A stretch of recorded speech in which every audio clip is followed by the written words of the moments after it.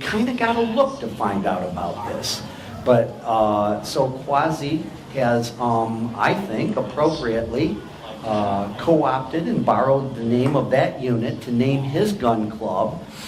He's also friends with a lot of black women in the Chicago area who created their own gun club that they call Ladies of Steel. Quasi will be presenting some information, little historical information about African Americans in our country and gun ownership and to a large degree the racist nature of gun control laws in this country. Jody Olive will also be a presenter. She is going to be presenting a topic about women and gun ownership. And she will borrow from some of John's information to explain how the Centers for Disease Control report explains how often women use guns to prevent serious harm or injury. And then I'm tying some stuff together. So that's the gist of what we're doing. So now, the first thing, we have social activism. Here's the thing, guys. We call ourselves Second Amendment folks. We say we're Second Amendment supporters. Indeed, we are. However, when you talk to people on the other side of the aisle, anti-gun people, when you talk to elected officials who tend to be in the Democratic Party, more often than not, tend to be on the more liberal end of the political spectrum. When you talk to them and you talk about Second Amendment rights, do you know what they hear? Blah, blah, blah, blah, blah. That's what they hear. If you ever watched the Charlie Brown Christmas special when the adults are talking, that's what they hear. They don't get it. They don't care to get it. Okay? So what we need to do is we need to kind of flip the script. What we need to do is tell people what we are social activists. Intuitively, by implication, when someone identifies as a social activist, when someone else, if I identify this spokesperson for this group as a social activist, there is an implication there that somehow this person is presenting a moral point of view, that this person holds some type of moral high ground because of the position they take. Now, if we identify ourselves as social activists, this kind of flips the script on them. They've got to pause and rethink. Social activism is an intentional action with the goal of bringing about a social change. So when we're arguing against new restrictive gun control laws, are we not trying to bring about social change? I agree. Exactly. And if you feel strongly about a cause and are working towards a change, you could be considered an activist.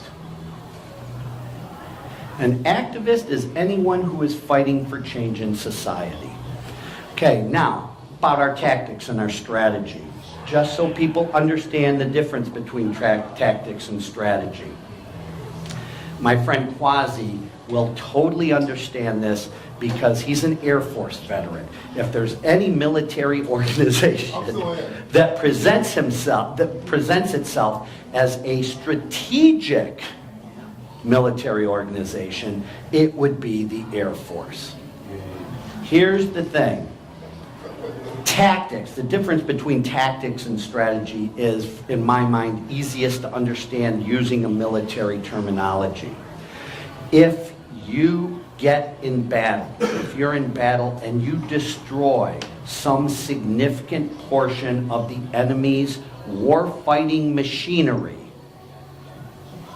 you may achieve a tactical victory. If you destroy a company of tanks, if you kill 100 of the enemy, if you shoot down a squadron of airplanes, That is tactics, and you can achieve a tactical victory. However, despite achieving a tactical victory, you may still lose the war.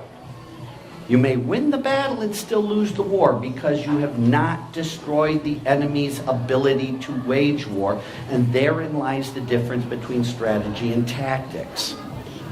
If you bomb an oil refinery, Air Force, if you bomb an oil refinery, the enemy may literally have hundreds of aircraft, thousands of tanks, hundreds and thousands of trucks to transport troops and ammunition and equipment, and none of them can go anywhere because they have no fuel.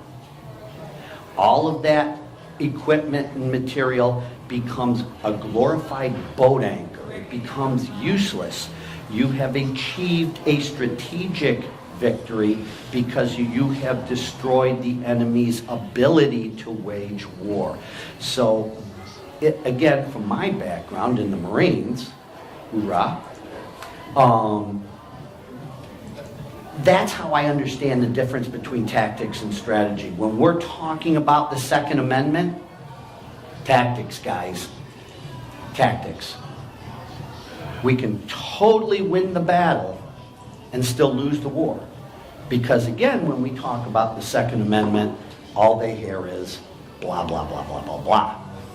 Now, if we incorporate some of these other ideas and facts that you're going to hear about a little bit later today, therein is our way of achieving a strategic victory. So that's the introduction. And our next presenter will be Thomas Krall. And he is going to talk about the FBI's Uniform Crime Report.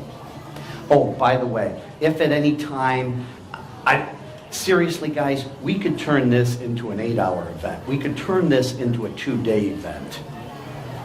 But I kind of only put this whole thing together. I kind of only asked my helpers here to participate within the last week. So we've all been trying to create these little lesson plans and everything.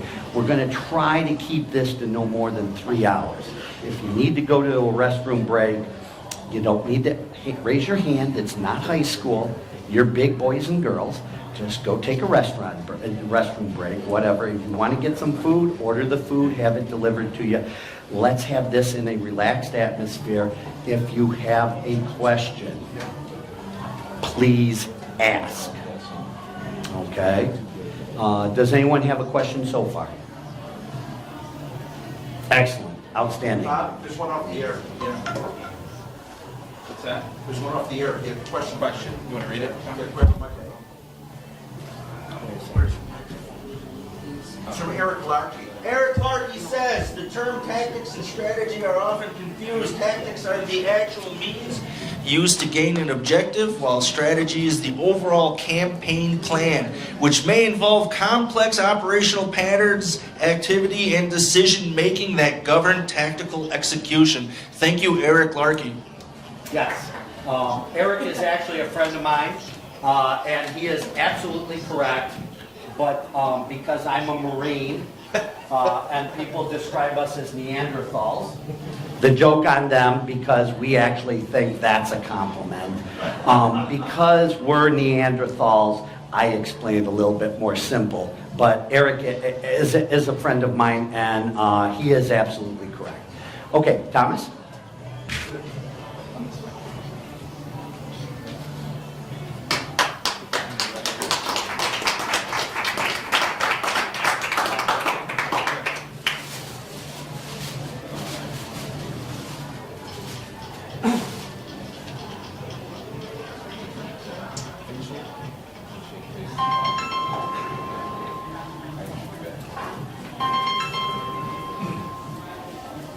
T-Mobile a sponsor for this? Is that a commercial? Or is Come on, John, turn off that phone. You should know better.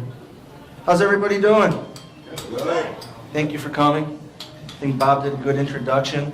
My name's Thomas Krall. I think most people here in the room might know me. I'm one of the administrators of Illinois Gun Owners Together. I'm also managing editor of the website gunrightsforillinois.com.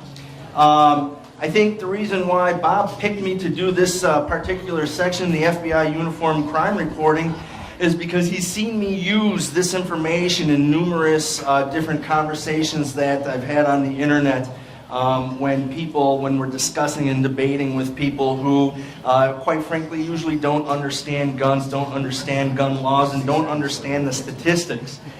Kind of what Bob hinted on and what he's going to reinforce later, when we're communicating with people, if we can take emotion out of the equation and break it down to facts. Well, did you know, actually according to the FBI? Well, did you know, actually according to the CDC, this, and this? Then you're having a logical conversation with people and you're able to take the emotion out of the equation. And I found in my experience it opens up people's minds. Then at that point they're able to take in the information a little bit better when you got the emotion out of the equation and you're just talking about facts. So what we're going to talk about in the next 20-30 minutes, what we're going to talk about, we're just going to explain what the Uniform Crime Report is, okay? We're going to kind of help you understand how that information is presented, how the FBI presents that information to us, so that if on your own, because like Bob said, we can spend hours and hours and hours discussing this information. The FBI Uniform Crime Reporting on the FBI website goes back to 1995.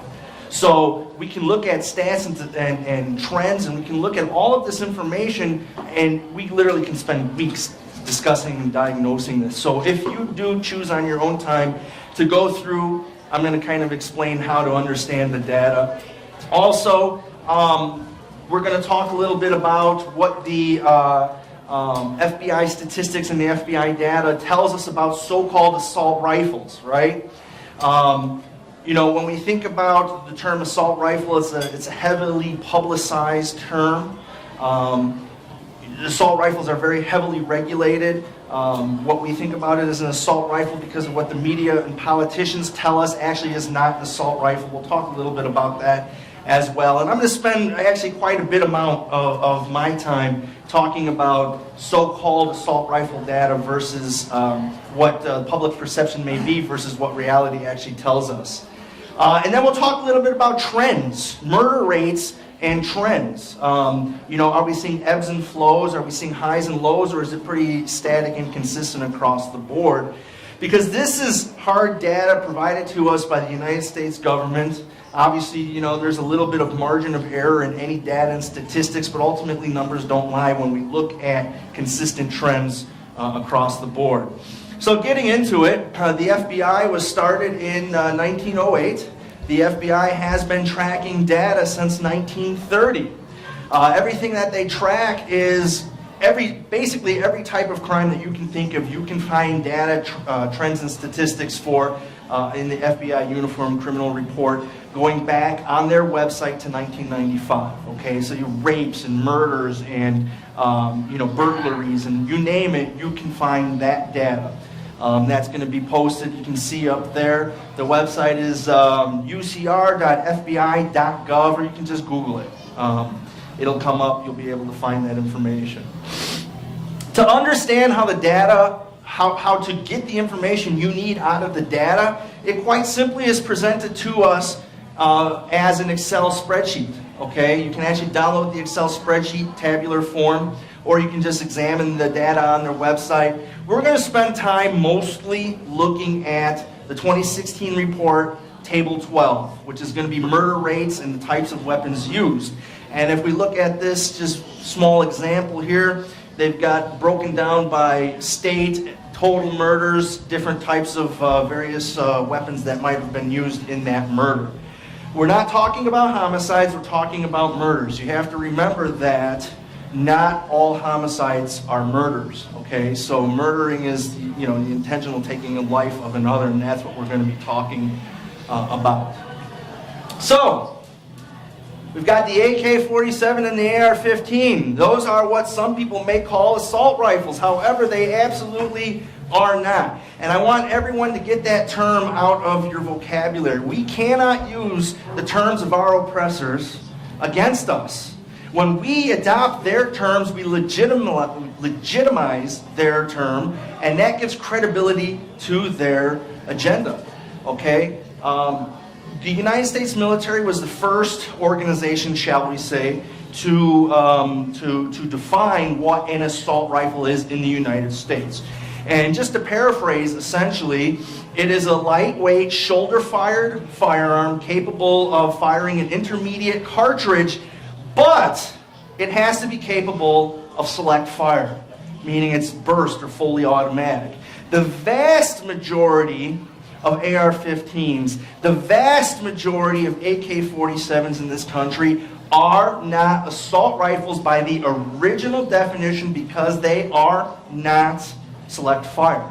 Okay, they are semi-automatic. Therefore, by the definition, only a fully automatic or burst, a select fire type weapon can be an assault rifle. So I wanted to kind of make sure everyone understands that first off and foremost, not all rifles and not the AK-47, the AR-15, these civilian versions that we own are not assault rifles. And that's what we're going to talk a lot about. If we look up here, we can see, again, this is 2016 Table 12. And the way that it's sorted out is by state and total murders, total firearms, handguns, rifles, shotguns, types of firearms unknown, etc., feet and fists, knives, bladed weapons. So it breaks apart these murders by the types of weapons that were used. And the most important thing that we understand is that it's a person using a weapon. It's not the weapon that's doing the killing. It is a tool used by an evil person to accomplish a goal. Whereas in the hands of a good person, the tool allows you to accomplish a good goal, self-defense, self-preservation. So, again, rifles, if we talk about rifles, the FBI doesn't break it down. Bolt-action rifles, semi-automatic rifles, pump rifles, even fully automatic rifles are lumped together into one category. So, if the assertion by the anti-freedom crowd who would like to take away our semi-automatic rifles under the guise that they're assault rifles, if their assertion is that these are such evil weapons that we shouldn't be able to own them, would it then make sense, would the logic connect that therefore rifles must be used in a large disproportionate amount of murders? We're going to look at that. We're going to see if that's true. If we look at the 2016 statistic, there were 15,070 murders in the United States. That includes the District of Columbia and a few of our territories as well. 15,070 total murders in the United States. So with that number in mind, if these deadly evil black rifles, if these weapons are such a hot topic, again, think, what would a number in your mind be that the ratio would be caused or used in these murders? Well, let's look at a few other weapons before we get to the rifles, just for comparison purposes, okay? You have the shotgun used, again in 2016 in the entire United States, 262 times. You have bladed weapons, knives, swords, things of that nature used 1,604 times. You have feet and fists, unarmed, literally people beaten to death, 656 times. You have 1,806 using unclassified weapons such as an automobile, a baseball bat, a candlestick, things of that nature. 1,806 unclassified. So now that we have some of the other data, I want to ask you guys, just throw some number out there for me. If assault rifles are the hot topic, give me a number that you think, based upon what I told you, for example, shotguns 262 and knives 1806. Give me a number. What do you think? How many times have people used assault rifles? Yes, Josh? I believe this is number of people that are impacted. 374. Oh, you took all the steam away from me. 374 using all rifles, including semi-automatic, bolt action, and lever action. 374. That is less than knives, and that is less than unarmed. Literally, in this country, more people are beaten to death by unarmed individuals than shot by somebody using any type of rifle. We need fist control, obviously. Fist control. That's literally 2%. It's actually 2.5%. 2.5% of the murders in the United States are done by somebody using a rifle. Yet, it is such a hot topic in the media that these things need to be banned. But now you have the information. Now if someone says to you, hey, we need to ban AR-15, well, why? More people are beaten to death in this country. 656. It's an FBI statistic. I didn't make this up. So you can say to this person logically, to explain to me what your goal is. Why do you think this needs to be banned? If more people are literally beaten to death, if more people are literally stabbed to death, why are we wasting our time and energy? Why are we wasting our resources talking about the AR-15 if it's less than 3%? But let's see, is Illinois different? Is Illinois an anomaly? Is Illinois higher or lower? If we look at Illinois, it's actually very similar across the board. 941 total murders in 2016 in Illinois. Of those total murders, feet and fists were 19. And of those total murders, rifles were 14.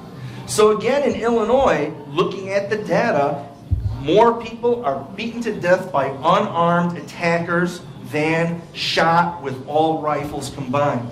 So I ask you again, in Illinois, numerous assault weapon bans are being proposed. Why? Why? All right.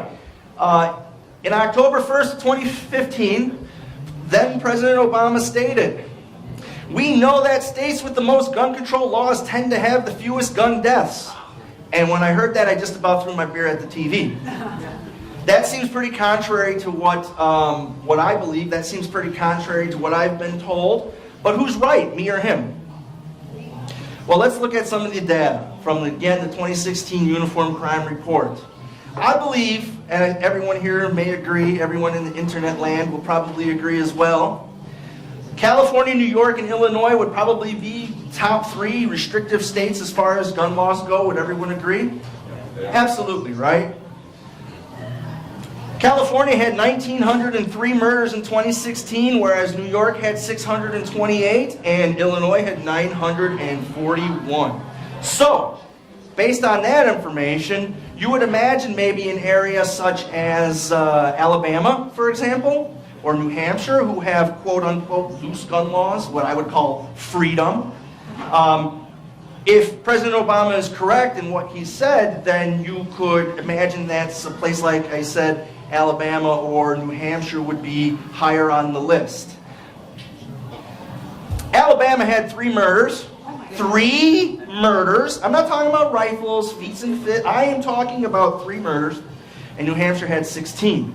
So here you have California on the high end with very restrictive gun laws, Illinois on the high end with very restrictive gun laws, and then you have a place like Alabama with quote-unquote loose gun laws, and they are significantly less. So if, again, we look at that, California was ranked as the worst. They had the most murders nationwide. Illinois was ranked as 3rd, and New York was ranked as 7th. So based upon the information provided to us by the FBI in 2016, I can conclude that he was wrong in his statement that more gun laws make us safer. In fact, I believe exactly the opposite is true. When you can get more guns in the hands of good people, I believe that that then makes good people safer. Yes, Josh, you had a question in the back. So I wasn't sympathetic to the point of view, but I was trying to be countering things. Do the gun laws follow the crime, or does the crime follow gun laws? You don't want to say that exactly the top 3 have their all have high density neighborhoods, and high density neighborhoods are going to get crime, which is going to get gun laws as an incentive to fuel crime. The question that Josh had basically, let me repeat just to make sure that I understand you. Basically what I believe Josh said was, what comes first, the chicken or the egg? Essentially, is crime following these strong, strict gun laws, or are these strong, strict gun laws following the crime? I mean, we'd have to look back at all the data to see which came first. Some of these gun laws were put into place, especially in California, and I don't know, Quasi may hit on this, but some of these gun laws were put into place for no good reason whatsoever. Some of these gun laws were put into place for people exercising their rights, such as open carry, okay? Like I said, Quasi might hit on that. So in my opinion, not based on facts or data, you can't get that information out of the FBI crime report. But in my information, I believe that strict gun laws cause crime because you're not allowing people to defend themselves. Was I correct in my... I think so. Also my comment, I think that California probably did it for social reasons, more cultural, and Illinois, a lot of the gun laws fall out of the monsters in the 1930s, and then later, some of that was added on to the 60s. Absolutely, we got the Floyd Act in 1968, and that it's just, you know, and that's something that I hope at the end we have enough that I can get a little off topic and say something that's burning in my mind. I won't get into that right now. This is way too off topic, and I could literally stand up here for hours making emotional pleas to everybody, and I won't do that just yet. So, yeah, so to answer your question, I believe that in many cases, in most cases, crime follows gun laws. But it becomes, again, what came first, the chicken or the egg? And we'd have to look at a lot more data than the FBI presents to us. If we look at trends, is 2016 a fluke? Did I cherry pick 2016 to support my agenda? Well, let's look at that. I looked at the 2005, which actually was just a random picking. And what we have here is the 2005 Expanded Homicide Data Table 7. Remember, they got all these different tables. You can literally spend weeks going through all the data. And what I found was it's pretty consistent across the board. So if we look at 2001 and we look at rifles, again, nationwide, 386 murders using the rifle.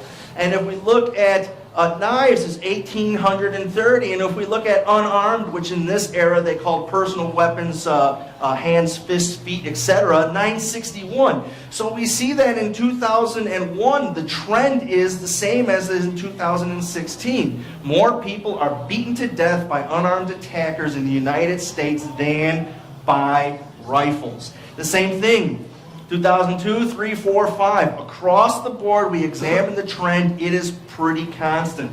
We're not looking at highs and lows, ebbs and flows. We're looking at pretty much a steady plateau across the board. Criminals prefer weapons other than rifles. So then I ask you guys, if rifles make up such an insignificant amount of the weapons that evil people are using to kill good people with, if it's less than 3%, why are they so passionately trying to take away and ban semi-automatic rifles? And I'll allow you guys to draw your own conclusions on that. Any questions? No questions? Any questions from Internet land? Scott Carrier, can this PowerPoint be put on the IGOT files? We're gonna put everything that we're talking about today, the PowerPoint, we're gonna put the files, the lesson plans, the handout, all of that's gonna be put on the IGOT files today. Yes, sir. Tom, I've used this data before, and the question I got back that I was not able to answer was, okay, rifles kill fewer people aggregately, but is it possible that rifles, when used, kill more people per instance? And do you have any stats around that? So the question is that, what was your name, sir? Rich Depper. Rich Stepper? Depper. Depper, I'm sorry. Rich Depper. D-E-T-T-M-E-R. Rich Detmer asked, he stated he has used these statistics before, and in using these statistics, people have come back and essentially said, correct me if I'm wrong, that it's easier to use a rifle, you can kill more people with a rifle than with It's a... used less often, but when used, more deadly to more people. Well, again, let's look at the statistics. Go back to Illinois. Maybe I went too far. Oh, there we go. Just look at Illinois, okay? Again, if rifles are used only 14 times and it's easier to kill more people with a rifle, then wouldn't that number be much higher?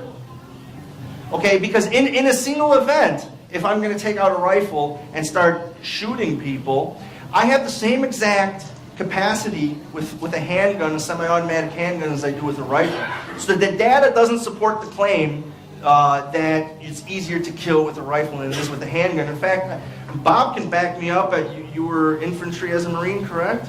Combat engineer. Combat. Defensive infantry. Okay, so from the veterans I've spoken with in the past, I didn't serve, thank you to all who did, but I do have friends who have. And the people I've spoken with have said that in certain situations, in certain scenarios, such as close quarter combat, right, inside a building, you're actually at a disadvantage with a long barrel rifle than you would be with a shorter barrel handgun, for example. It's more mobile and that sort of thing. Yes, Bob? May I help out just a little? You may help. Okay. If I'm correct in understanding what others are asking you, Reg, what they're saying is in the aggregate per incident. So in this incident, this one case, someone used a rifle and they could kill more people than a comparative incident over here where someone used a pistol. And theoretically, this ties in with the so-called high-capacity magazine argument that because the magazine holds so many more bullets, that you can kill more people more quickly. And I will use the jovial phrase, the rifle becomes more killier than some other type of weapon. Okay? Is that true? Recently in Parkland, what was it, 17? Yes. High school students were killed. However, in the Virginia Tech attack, the perpetrator only used pistols, and he killed something like 74. So he killed something like more than 4 times the amount of people, and all he was using was pistols. Furthermore, the concealability of a pistol makes it easier to bring that type of firearm into a location where you can start doing some of these violent attacks. Okay?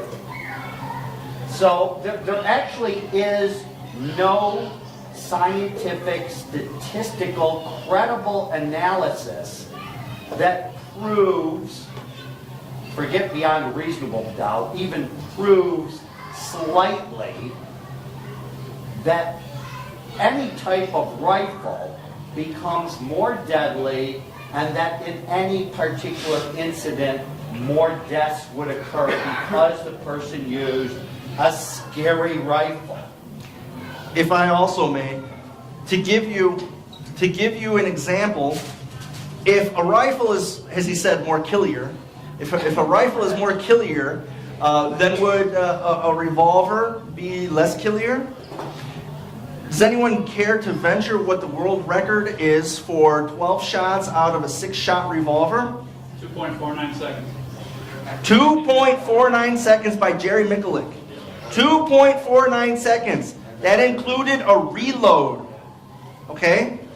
So, you know, it just comes down to that, yes, one weapon is not any more deadly than another. Yes, sir. Oh, actually, I believe the lady had a question first.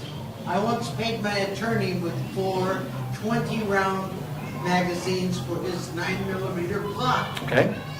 They make the same capacity magazines for your handgun. They absolutely do. The statement was that... Not clear. They're not killier, right. The statement was that you can buy 20-round, even 30-round magazines for a Glock 9mm handgun.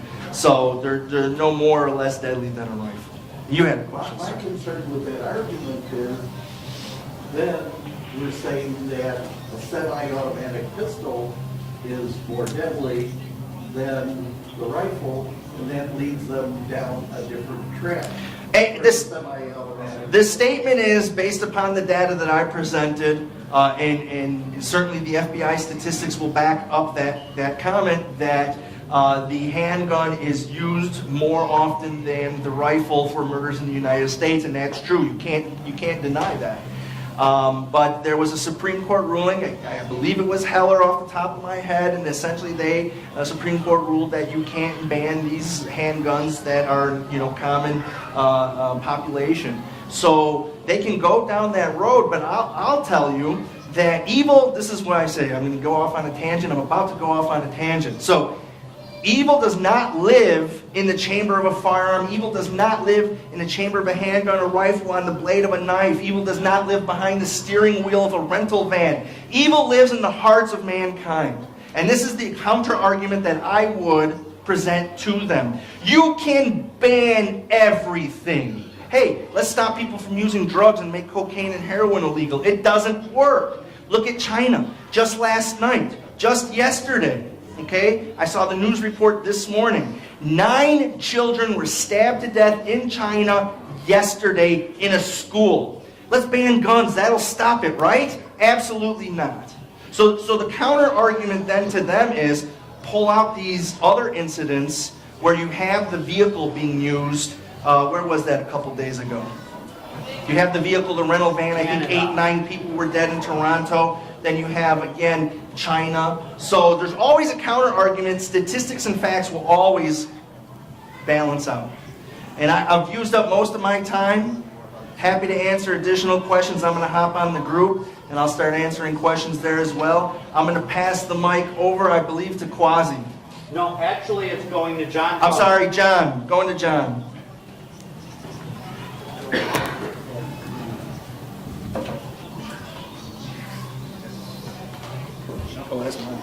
There were a couple questions. John, a couple questions? Huh? Did John have questions on what? I don't know. I'll answer them right now. You're right here. I'm right here. You read it? We asked them online. Yeah, I know I asked them online. I was using too much time. I'll just answer them right now. Okay. Thank you.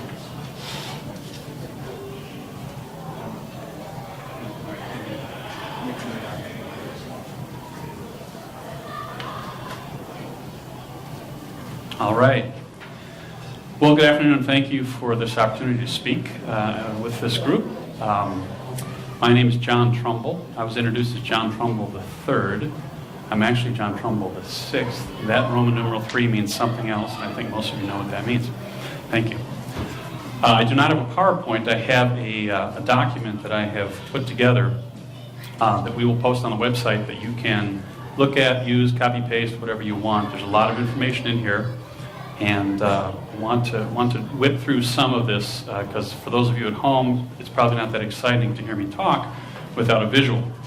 I was asked to speak about the CDC paper that was published, and we'll get to that in just a second. There are a couple other papers that I would like to introduce that topic with. First, I should mention I have a science background. Got a degree in biology. I sold in biotech for 32 years. I've sold at CDC, and I know a lot about research and statistics, and so it's appropriate for me to take a look at these documents. On the first page, what I often tell people, and it's a very difficult thing to study. Statistically, it's a very difficult thing to study, firearm-related deaths. There are a lot of reasons for that, but I'm going to show you that it doesn't matter. One of the first things I have here highlighted in yellow is there are roughly 2,200 non-gang related murders in the U.S. per year, right? And the number you often hear thrown around by anti-gunners is 30,000 deaths a year. Well, roughly 2/3 of those are suicides, and that's tragic, but I'm sorry, it's not my problem. Japan has very few guns in the hands of citizens. They have a higher suicide rate than we do.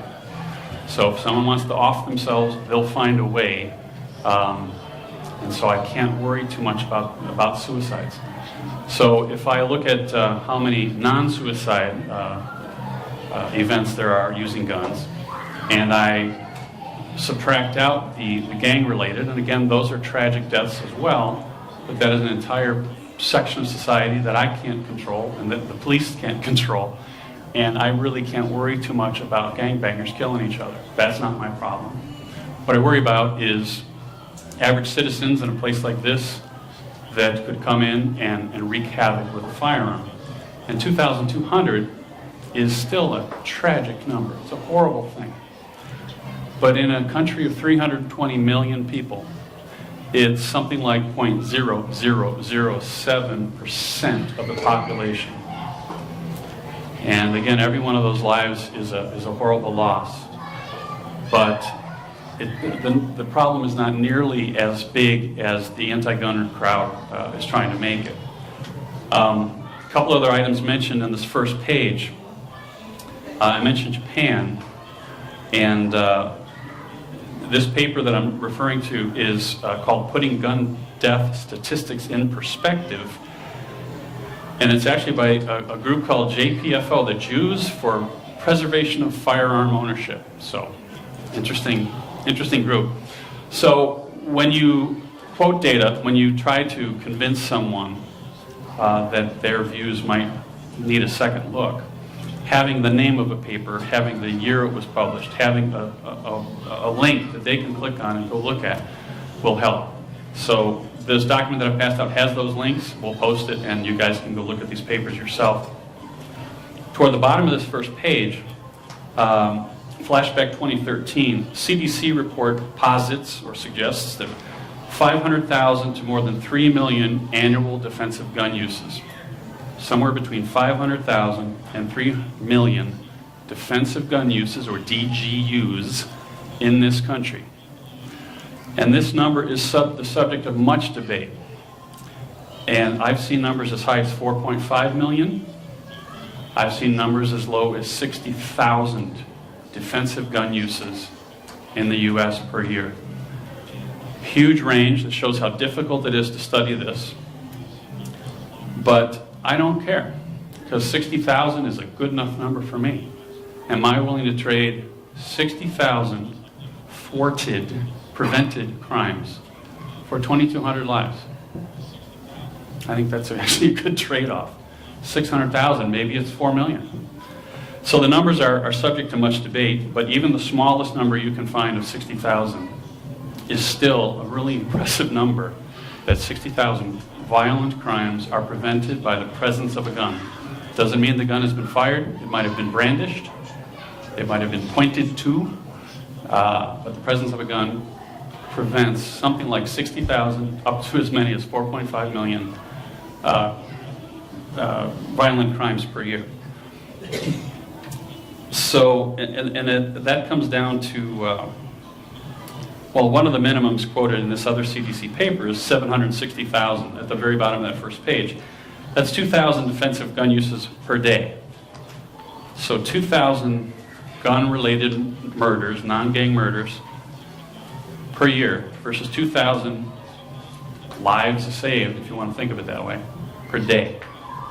So to me, it's really the end of the debate. If somebody wants to debate this with me, and Jody will be talking about crimes against women, am I willing to trade a certain number of lives for other lives saved? And that's really the trade-off that we're asked to make. If we can flip to the second page, there's a paper that tries to dispute all these numbers.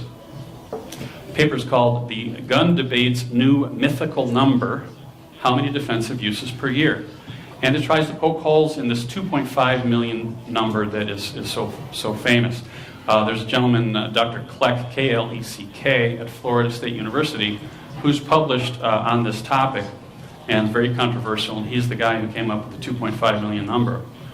And so this sort of cynical, sarcastic paper, the way it's written, is trying to say, no, there's really not that many deaths. That's a statistical anomaly. He didn't do the study right. He didn't do the math right. And that's fine. Let's pretend that's true. But in this paper, they say, depending on how you calculate, 2.5 million, 1.5 million, 4.7 million. And at the end of the paper, they basically come down to the conclusion that it's only 108,000 per year. So here's a paper that's specifically trying to poke holes in this landmark study. And the lowest number they can come up with is 108,000. So again, are you willing to trade 2,200 lives for 108,000 crimes, violent crimes that have been stopped by the presence of a gun? So to me, until the gun murder rate approaches 100,000, there's nothing to talk about. And we'll mention rape in here, and Jody will address that as well. But there are horrific crimes that people commit. And if the presence of a gun stops that, then there's nothing to discuss. So we're all on the same page there. If you flip to the following page, this is the main paper that we wanted to talk about today. It's called Priorities for Research to Reduce the Threat of Firearm-Related Violence. This is from 2013. And this is commonly referred to as the CDC paper, Centers for Disease Control and Prevention. But CDC actually didn't publish it. They farmed it out to the Institute of Medicine and National Research Council. And so this page where I've highlighted everything in yellow, to me those are the only numbers you need to know. If that's the only thing you take away from today, is that there are more like 12,000 gun-related murders, and that the number of crimes reported, if you look at the bottom line of that page, again, this paper says 500,000 to 3 million, and again, the lowest numbers I've seen are 60,000. So use whatever number you want. Again, until the gun murder rate approaches 60,000, there's nothing to talk about. Bob has a question. Correct me if I'm wrong, John, but even though the CDC, quote, farmed this paper out to another organization to compile all these statistics and collate all the data, even if they did that, the fact that they published it under the CDC's authority means that the data and information therein is, if you will, legitimized because of the CDC's authority and its responsibility as a governmental agency. That's correct. So CDC has put their name on this, and so they're basically agreeing with the conclusions. It brings up an interesting segue. Some of you might have seen in the last few days some articles that have shown up. This gentleman, Dr. Kleck at Florida State, just discovered some data that the CDC collected themselves going back into the 1990s, and the CDC never published that data. They did something like 12,000 surveys, phone surveys of people to find out what percentage of people have had some sort of defensive gun use. And so Dr. Kleck found this data very recently. He has analyzed it, and the data comes up about 2.2 million annual defensive gun uses. Now there's some debate. He's going to reanalyze it, and it's kind of a long story. But basically CDC did all these surveys, had all this data, and hid it, put it away. And this gentleman has now found it, and it corroborates his studies of something like 2 million prevented crimes. So that's that paper, and I will post that paper as well. But back to the handout that we have, this Priorities for Research. The basic purpose of this study was to determine what are the priorities for research. If we're going to study gun violence as a public health threat, how would we study that? So it's really like a recommendations paper. What kinds of things do we need to know if we want to study this carefully? That first page is literally the table of contents for this paper. It's roughly 60 pages long. And I highlighted on line 127 there, firearm-related violence as a public health issue. Just to point out that this is how they're approaching it, that it is a threat against the public, just like a viral outbreak, just like car accidents that kill a certain number of people per year. So they're looking at this as a data-heavy concept where we have to treat this like car accidents or drug addiction, overdoses, that sort of thing. So just be aware that that's the whole premise of the CDC study. And then further down the page, this line 152, the section that's really interesting in the paper is this individual risk and protective factors, which we'll get to.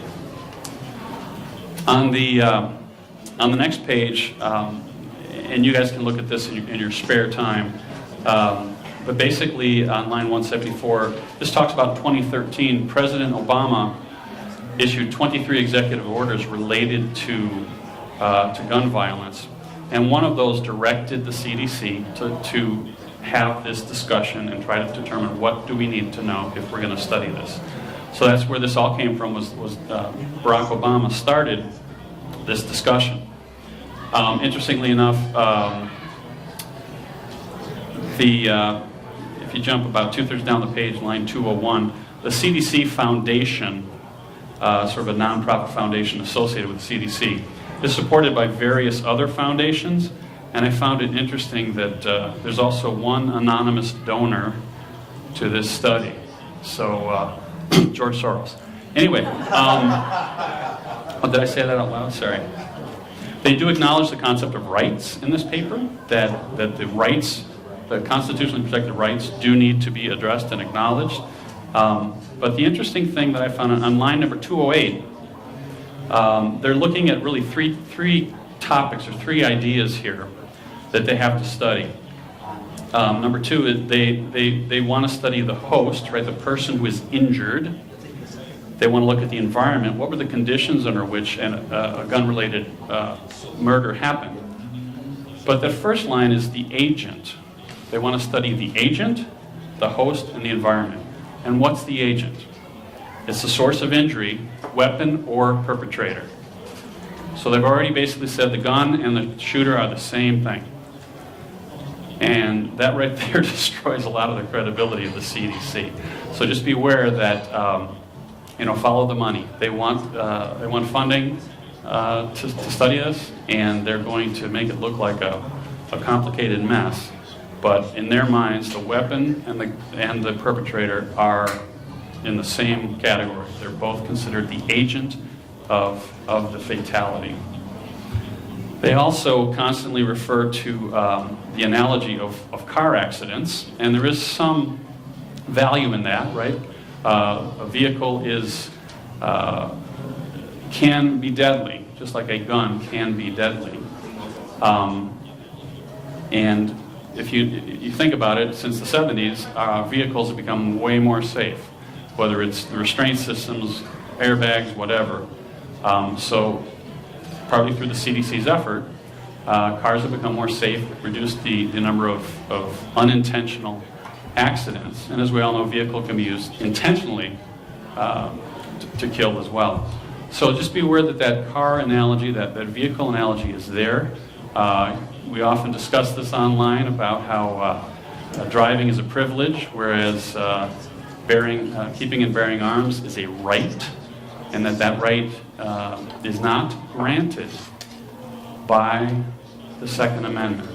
The Second Amendment does not give us the right to carry.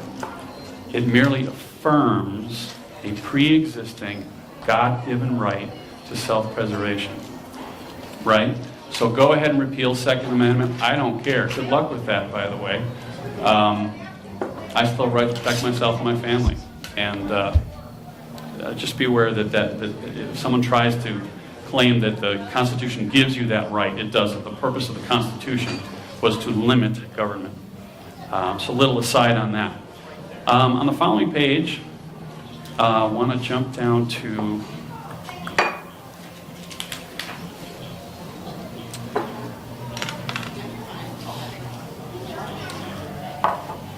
line 235. They said a couple times in this paper that firearm safety education programs are widespread in public schools.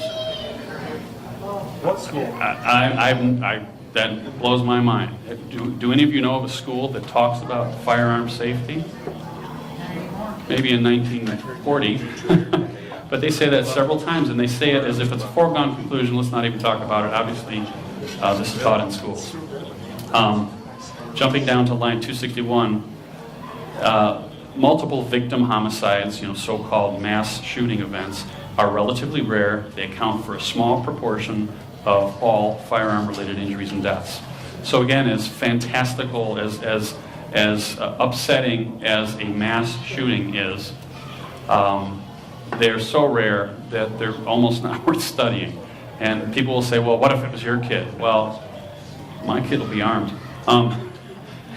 Just be aware that multiple victim homicides, I believe the number is 4. If 4 or more people are killed anywhere near a school, that's considered a school shooting. And there's a lot of games being played with those numbers. I heard that it was just anyone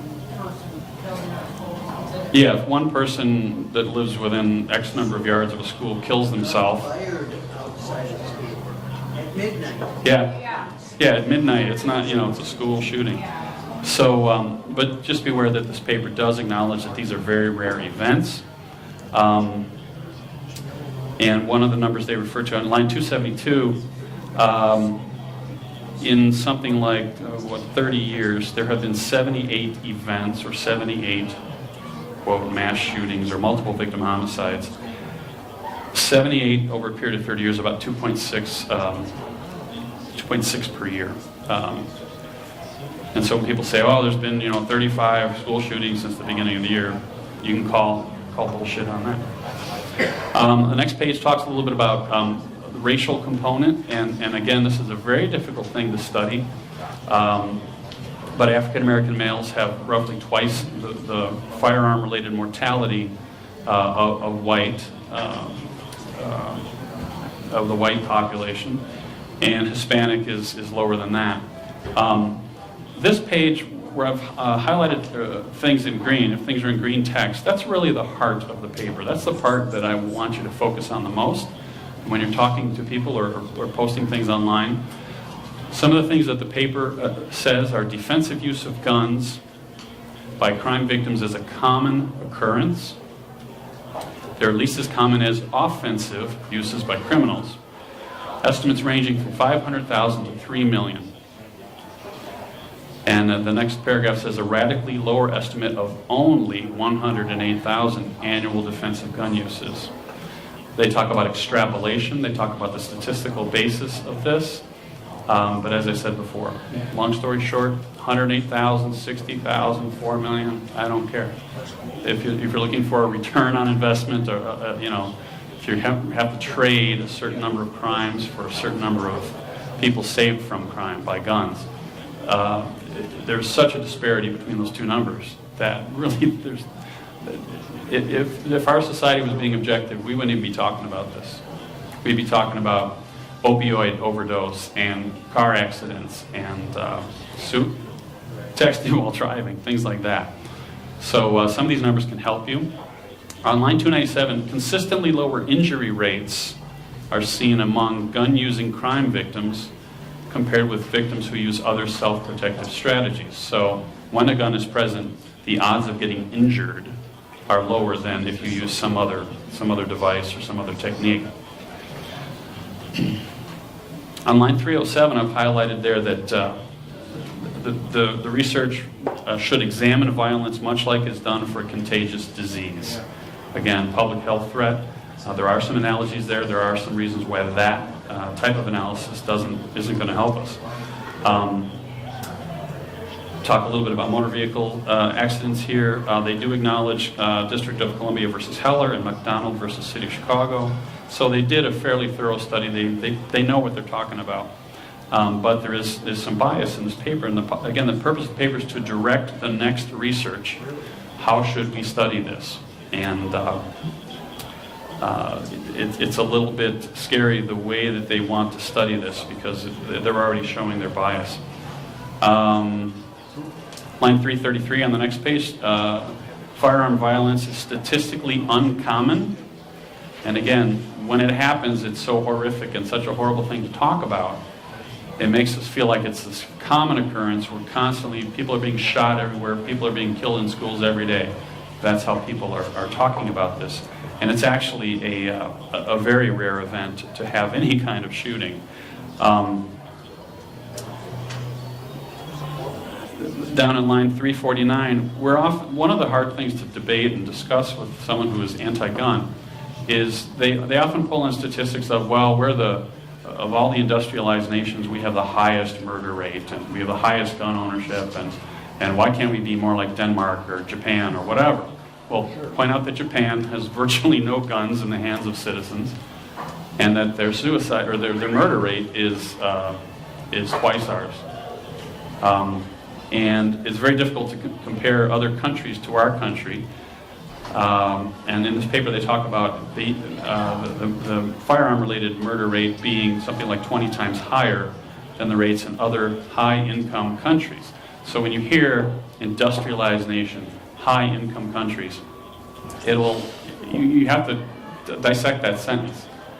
And basically, there's a great video on YouTube by a guy named Bill Whittle, W-H-I-T-T-L-E, Whittle, Bill Whittle, and it's called Number One with a Bullet. And he studies this and says, yes, absolutely, we have the highest per capita gun ownership rate in the world. And of all the countries, we're number 111 as far as gun-related murders. And so this idea that this is a horribly violent place is just simply inaccurate. And so when somebody throws a number at you and they qualify it with industrialized nation or Western society or something like that, you have to dissect that. There's a number on line 364 that handguns are used in more than 87% of violent crimes. And again, why they're focused on assault rifles is another discussion. A couple other things here I wanted to jump through.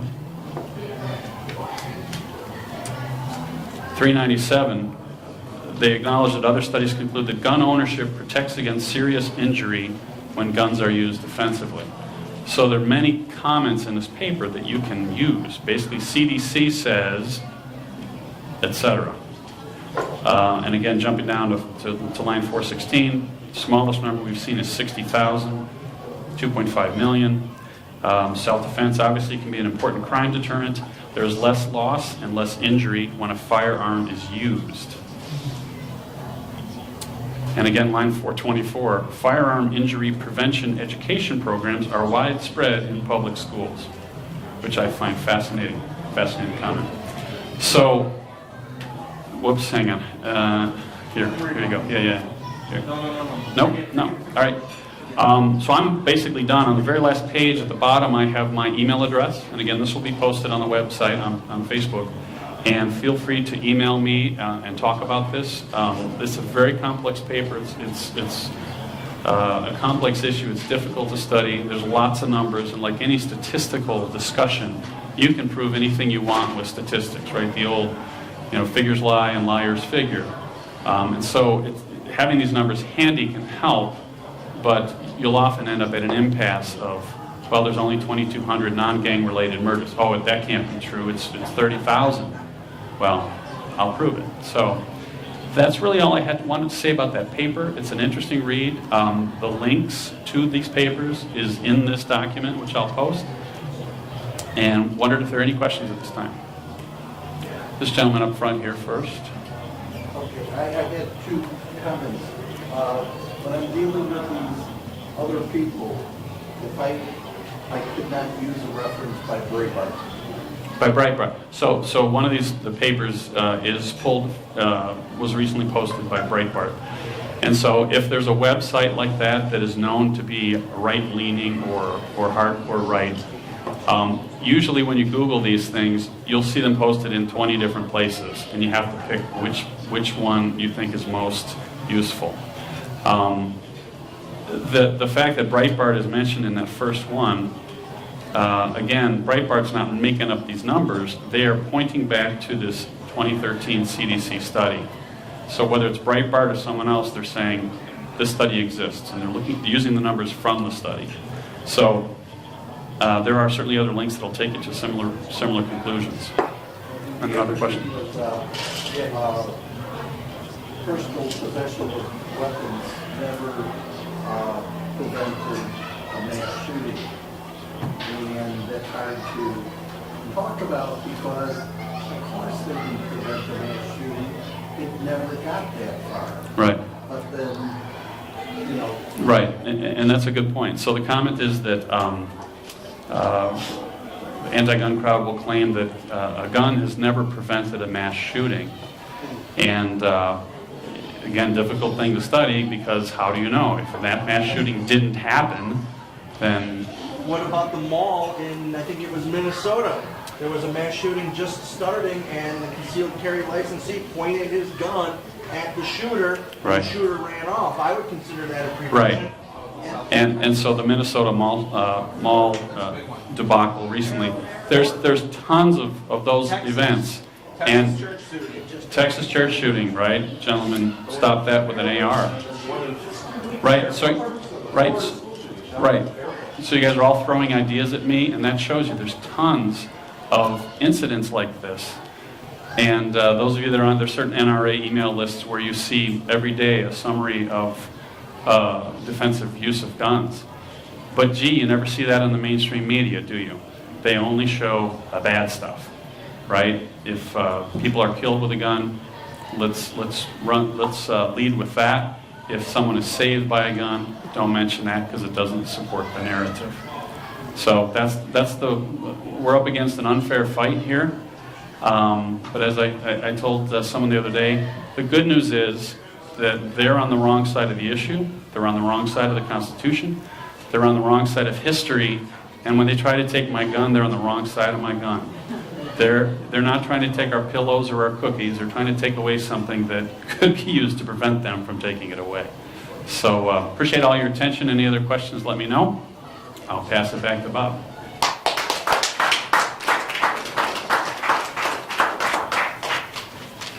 Bob, are you doing like wardrobe changes? I was wondering the same thing, like, is he a rock star? He is a rock star. Don't be hating because I'm so beautiful. We all know how popular the hundo is, but I received a number of compliments and questions, inquiries, if you will, at IGOT Wednesday. People looking for the hat. Okay, so second only to the hundo, my hat, I guess, is an IGOT mascot or some type of IGOT. So I brought the hat today. We gotta get the hat on the. Okay, while Thomas is getting my laptop, or his laptop, set up for me, just to reiterate a little bit about what John said. As between 500,000, thank you, and 3 million defensive gun uses a year. Okay, now, just because there's a defensive gun use does not necessarily mean that someone got shot, nor does it mean that a life was saved. There's many times when, even though a citizen has to use their gun to defend themselves, they may even shoot the other person, but their own life might not necessarily have been at risk. Maybe it was just reasonable belief that they were at risk the loss of limbs, okay? However, if we take the 3 million number, if we assume that for every 1,000 defensive gun uses, we actually saved one life. That's not an unreasonable estimate, that only 1 out of 1,000 actually saved a life, okay? 1 out of 1,000 lives were saved for defensive gun uses, and apply that to a 3 million times of defensive gun uses, that would be saving 3,000 people a year, 3,000 deaths prevented. So that's one thing you can look at. Another thing in regards to statistics, okay? Some people can argue that the sample size wasn't large enough. When there's a presidential election and news organizations say that candidate A has 43% of the vote and candidate B has 54% of the vote. Nationwide election, 300 plus million people in this country. Safe to assume that at least half of those people are adults of voting age. That makes it roughly 150 million or so people. Typically, the number of people that are surveyed for a national poll, 50 states, is around 1,200 people. 1,200, 1,400 people. They asked 1,200, 1,400 people across 50 states, who would you vote for if the election were held today? And by that, they extrapolate, there's a math term, huh? They extrapolate that this breaks down to this percentage of people vote for candidate A, and this many are voting for candidate B. So when people tell you that the sample size is not large enough, and yet these surveys are statistically valid. If you're a numbers geek, and you've taken some statistics courses, there's actually what they call a coefficient of confidence, where they take the sample size and they calculate, is this result likely to be 70%? Do you have 70% confidence that it's correct? 80%, 90%? So statistically, they have a high coefficient of confidence that even though they only sampled 1,200, 1,400 people, that their results are correct. And of course, in 2016, those statistics being all valid and everything, we know who won the election, and of course it was Hillary Clinton. Okay? So, sometimes when these people talk about their statistics and they claim this isn't valid or that's not valid, you know, they're putting a little bit of what I refer to as cherry picking in there. When, go back to your CDC report, when they talk about how many people were, just at IGOT I was interviewed, and the interviewer says, well, if you look at crime, crime's been going up. And I'm like, really? Is that true? It's been going up? Because if you look at the FBI's Uniform Crime Report, and you compare the incidence of murder per 100,000 in 1991 to that of 2016, it's actually been cut in half. In half. Well, yeah, but between 2013 and 2016, I said, oh, so what you're doing, correct me if I'm wrong, you're cherry picking the data. You're taking only a small subset of the data because it presents your viewpoint in a better light. This is what they do. If you really want the best statistical, most comprehensive analysis of gun deaths, murders, violence related to firearms, you need to get John Lott's More Guns Equals Less Crime. This is the single most comprehensive study ever produced in this country. I will tell you that even if you are a statistic person, an engineer person, someone who's good with numbers, this book is painful to read. Okay? It's not a whodunit. You are not going to be up to 3 a.m. just flipping these pages because it's so interesting. But if you can get through the facts and the information that Mr. Lott provides in here, a wealth of information. Okay, let's see. Let's go here. Where'd my mouse go, Thomas? Ah, there it is. Tech support right now. Yep. Come on, open up. Do you want to open the Word document? Yeah, I could do it that way too.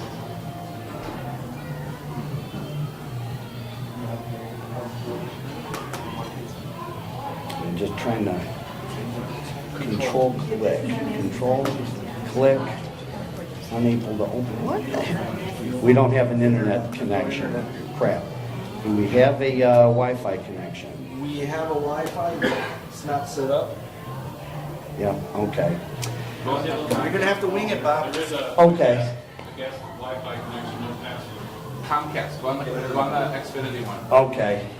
While he's looking that up, and if you can open that first one up. Okay, what I'm going to be talking about is what we should be focusing on, what we should be presenting to elected representatives at the state level, even in local level, is the need to vigorously enforce existing laws. If we're not going to enforce the laws we're using, then passing more laws to make what's already a crime, and to paraphrase, to make what's already a crime more illegaler? Pray tell how that's going to solve anything. Okay? Fully illegaler, or fully illegal. Fully semi-illegal. Yeah. Fully semi-illegal, yes, exactly. So, the first thing oh, and by the way, all of these links are provided in the handouts, which will again be put into the IGOT files page. So when you look this up, the links are in there, and if you have an internet connection, you'll be able to click on it and get to these various web pages. The first case I'd like to talk about comes out very recently. It comes out of 2017. The young lady's name is Simone Mouche. In September of 2016, Ms. Mouche, 22 years old, was arrested for illegally purchasing and reselling guns to gang members and minors. She was charged with 4 felonies. In March of 2017, she was sentenced to 12 months probation and 15 days of community service. She was fined $679. She made a profit on each of the 4 guns that she sold. Now, they only charged her with selling 4 guns. They couldn't prove the other ones, even though when you go to the link, you'll see that they actually said in a year period or a couple month period, she had actually purchased 8 guns. But they could only find traceability that 4 had been resold, kind of thing. And of course, by federal law, acting as a straw man gun purchaser is punishable by 10 years in jail and a fine of up to $250,000 for each offense. She had 4 felonies, 4 offenses. She received 12 months probation, 15 days of community service, and was fined $679. The fine was less than what she made by selling the guns. Again, 2017, Paul Folks was 23 when he was charged with illegally purchasing 25 guns in Indiana. Illinois resident purchased these guns in Indiana. He sold at least 8 of the guns to minors and convicted felons in Illinois, Indiana, and Ohio. This man is a 3-state crime spree. Selling guns to minors in Illinois, Indiana, and Ohio, and convicted felons. In November of 2017, he was sentenced to 30 months in jail with 24 months of probation upon his release. 30 months in jail. My math wizards, how many years is that? 2.5. 2.5. Who gave me that answer? Okay. Danny, guess what? You get a prize. Okay. 2.5 years in jail for selling 25 guns, each of which could carry a maximum punishment of 10 years. Okay? Let's talk about Dontre Mills. Remember, Mr. Folks was an Illinois resident. Ms. Mouche, an Illinois resident. Dontre Mills. Thank you. Okay. Let's... Love the monkey. Come on. Just close it. How do I get that to close? It's touchscreen, huh? Oh, but yeah, that's not touchscreen. Here. Can I get a ladder? There you go. Okay. Okay, so here we are. Here's Simone Mouche. Stunningly good-looking young woman, 23 years old. Pleaded guilty. Transfer of firearms. Nice. Let's do the second one. Paul Folks, please. We'll go there. That was the one from Mount Prospect, right? Yes. Yes, Mount Prospect. You know one of the guns she sold I was used think- to shoot somebody in the face at Walmart, which is a couple miles down the street from the house. Oh, look at this. One of the guns she sold was used by someone who shot someone in the face at the Walmart In Palatine. in Palatine. Now, Mount Prospect, had this woman, had Miss Simone been a law-abiding citizen, She could have been the future ex-Mrs. Ariaza.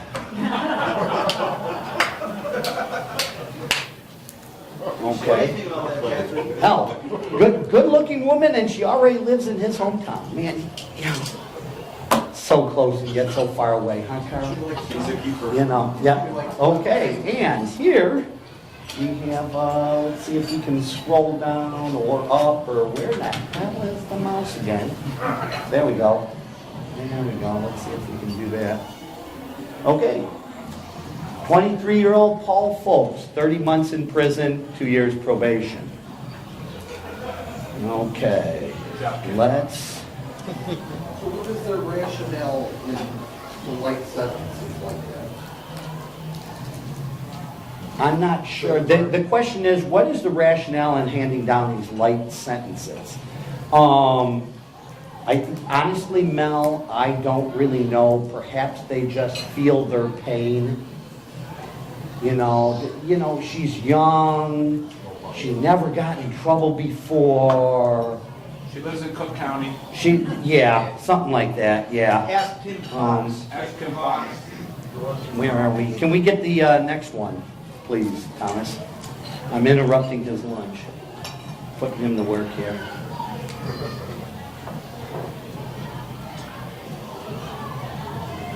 Okay.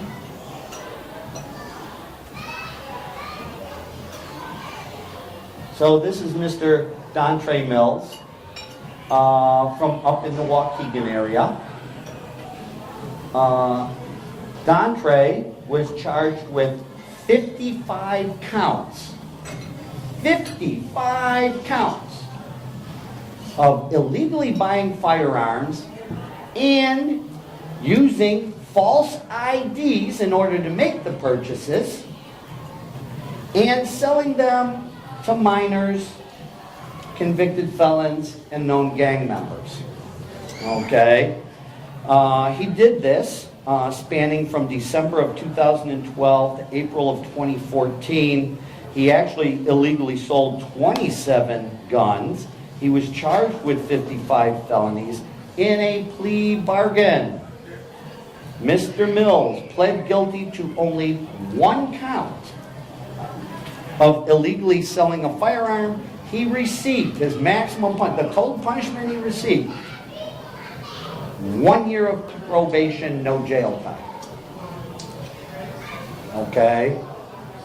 And they say crime doesn't pay. Who the hell said that? Who the hell said that? You know. So, 55 felony charges. 27 illegally purchased and sold guns. Use of false ID. What kind of background does he have too? What type of background? You know what? Clearly, he was up for sainthood prior to this, and thus justifying the light punishment. Because other than, you know, the gun thing, he was a really nice guy. So, yes. Again, 27 guns. Again, from the crowd here, let's see a hand. How many years can you get for illegally selling, illegally purchasing just one gun, Joshua? Well, his total would be 270, but just for each charge, each one, how many years? 10 years. 10 years, that's correct, 10 years. And what would be the potential fine, the maximum fine, again, for just a single charge? $250,000. $250,000. You know what? Here, I'll tell you, I'm sorry, what was your name again, sir? Scott, you get a prize. Okay, read that out. What's that say? NASA rocket scientist. He's got the numbers, he's got the facts, okay? God, you know, I love hanging out with you guys. Okay, let's go down about the straw man gun buying laws. Not the next one, the one after that, please. First of all, in the packets that I've handed out, I actually have the first 2 of 3 pages of the Form 4473. Everyone in here is familiar with that? Everybody has filled one out, correct? Yeah, we have, okay.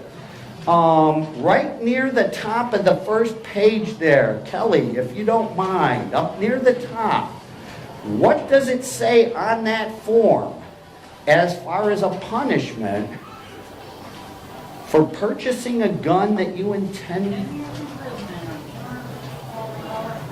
Okay, please speak up again for the crowd. 10 years imprisonment and/or up to $250,000 fine. Where have we heard that before? 10-year imprisonment and up to $250,000 fine. It's right on the form. It's right on the form. If you can read, if you buy a gun in the state of, actually really at any licensed gun dealer in the country, you got to fill out a 4473. Okay? The next thing we're going to go over with is the actual, it's a brochure you can get from the ATF's website. You can download it. Do I need a license to buy or sell a firearm? So, let's see. No, you can do it. Okay, and then we go up here. Look at that. Look at that. Boy, this is beautiful. Man.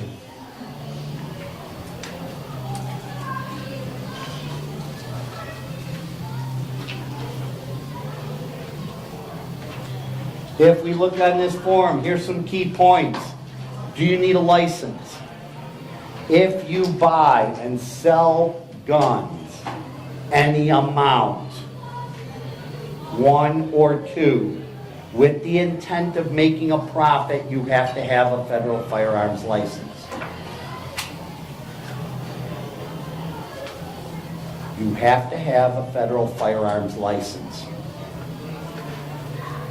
Courts have actually ruled, and people have been charged with illegal selling of firearms.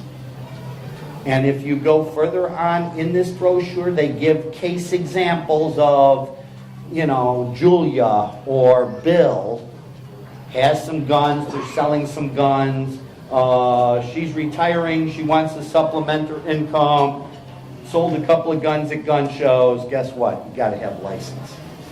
Okay?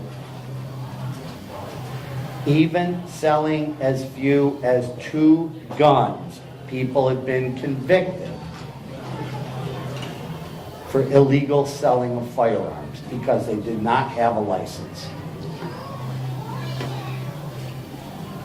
A lot of this can go a long way to putting to rest this myth of the gun show loophole. In this brochure itself, it outlines specific examples. If I'm just going to a gun show, if I don't really have a business, but I just sell these at gun shows, do I need a license? Are you intending to sell these for profit? If the answer is yes, and if you made a profit, you damn well better have a license. And if you have a license and someone wants to buy the gun from you, what do they have to fill out to be able to buy that gun? 4473. That is correct, Form 4473. Okay? If you are getting rid of a personal collection, if you've decided you don't want your guns anymore, and you are getting rid of a personal collection, do you need a license?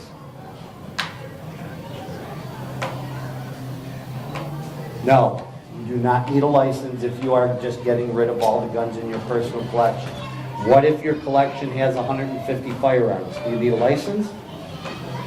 No, you do not, because you're getting rid of a personal collection. Now, what happens if you're getting rid of your personal collection, but over the course of these 10 or 150 firearms, whatever, you made a profit of $5,000, $10,000, $50,000.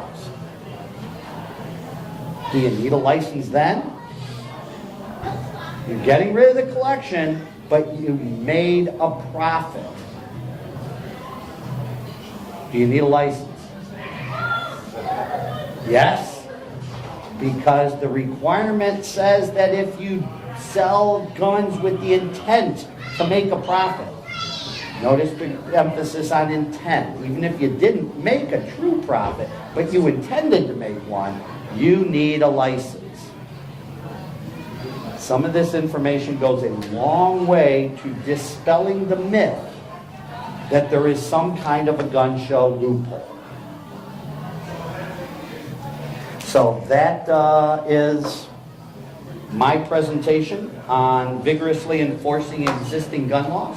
It presents a little bit of information about some actual case events, very recent case events from Illinois.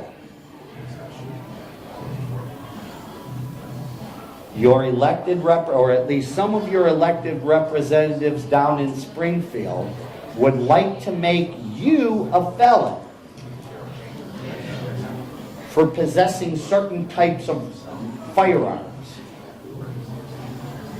They would make you a felon for owning a magazine which holds more than a certain number of bullets. And yet, are we actually enforcing the gun laws we already have? Not hardly. Not against bad guys. You know, I get it that Simone was only 22. I get it that Paul was only 23. That Dontre was only 24. I get it. They're young. They do stupid things. And yet, amongst law-abiding gun owners, amongst people who have a concealed carry license and had to go through a rather extensive criminal background check, okay, show of hands, everyone who has a law-abiding background, who passed the criminal background check, who has their concealed carry license, and did not do something stupid when they were young. Oh, you never did anything? Yeah, you did. Come on, man up. You know you did something stupid. But it wasn't criminal, was it? It was not criminal, okay? Might not have been the best idea in the world. You know, we're not going to talk about that thing when you were in college and your frat brothers and you went out to the farm tipping over those cows, okay? We're not going to talk about that, okay? Mr. Mayor. Question. Yes, sir. Deerfield. Deerfield. And it's, being it's a home rule. Mhm. That's ordinance against high-capacity magazines and or assault What they call assault weapons, yes. As far as your opinion on that and the fight and the battle, where it stands on that, where would be a good argument with that? Okay, Michael's question is, with respect to Deerfield using their home rule powers to ban so-called assault weapons and so-called high-capacity magazines, what is my opinion? Let me reiterate that it is my opinion. I am not a lawyer, nor do I play one on TV.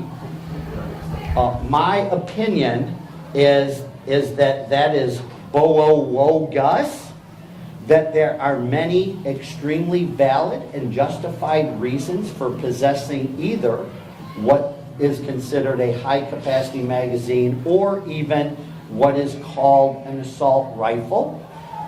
Actually, Jody will touch upon that topic a little bit later, and I will reiterate more about it when I'm closing things up at the end. Okay? There's actually an extremely good argument that Jody will explain in her presentation. Okay? So, for the time being, is that an acceptable answer, sir? That's acceptable, that's fine. Thank you, sir. Okay. The next individual here is that... Oh, question. I'm sorry. Danny has a question. So I've bought and sold firearms. The ones I've sold, I've put them up for consignment at gun shops. I've only sold a few, but at what point, like at this point, would I need to get a license? Like now that I've sold a few? Okay. Danny's question is that he has sold a few firearms, a few of his personal firearms, and he wants to know if he needs to get, or should he have had even, a federal firearms license in order to sell these firearms. Is that correct? That's your question, yes? Yes. Very good. But note that Danny also said that he put these firearms on consignment at a gun dealer, who I'm going to assume was an FFL holder. Okay, so who actually made the sale here? Was it you or was it the gun dealer? And when someone bought that rifle or pistol at that gun dealer, did the gun dealer require them to fill out a Form 4473? I'm going to take a guess that no licensed FFL who does not want to find themselves at the Gray Bar Hotel and Spa would allow anyone to buy a firearm, even if it belonged to a private citizen, even if it was on consignment. They would not allow that person to purchase that firearm at that business without a Form 4473. So, my answer to you, sir, would be, under those conditions, you would not need an FFL. Okay? Even if over a period of time I sold like, I don't know, 20 or 30 more. You know, you went through a licensed firearm dealer. They processed the transaction. They performed all the proper paperwork for that. Okay? If someone walked into someone walks into the gun store, they say, wow, that's an awesome rifle. I'd love to get that. And they say, well, you know, that's actually not ours. That's on consignment. We've got a friend here. So what we're going to do, we're going to call him up, and he's going to be in the alley behind the store. And if you'll just meet him back in the alley, you guys can... It didn't happen that way, did it, Danny? No, it didn't happen that way. No, you're good to go, Danny. As long as you continue to do that, you're good. You're going to be good to go, okay? What about for like the people who make those sales on like Gunbroker? You know what? Even buying on the internet, even interstate sales, the vast majority of people that are at those internet businesses have to have an FFL. They will require some kind of paperwork. And federal law requires that both the seller and the buyer follow the laws of both the state in which it's being sold from and the state in which the buyer lives in, if they happen to be different states. So even if you live in Illinois and you buy something through Crap Loaded Guns, and it's located in Upper Kakistan, Tennessee, okay, that seller has to conform to the laws of Tennessee and the laws of Illinois, as well as federal laws. Okay, now if you're on the dark web or something, you know, you can get away with almost anything illegally for a certain period of time. Knock on the door. Yeah, until there's a knock on the door. And what is that, the Grateful Dead song? It says, well, I guess if you've got a warrant officer, you can come in, that kind of thing, okay? So, and I certainly do not encourage or otherwise support anyone breaking the laws of any particular state nor of our federal government in relationship to firearms or any other thing. If you don't like the law, let's start talking to our elected representatives and get the law changed. Okay? And the next individual to speak, I believe, Quasi. Thank you. Come on up, Quasi. By way of introduction, Quasi is a member of the National African American Gun Association. He is also the creator and president of a gun club in the Chicagoland area called the 761st Gun Club. If you want to know where that comes from, he's got a nice little logo on his shirt here. Awesome. I will be glad to share that with you. You can message Quasi on IGOT or me, and we'll be glad to share that.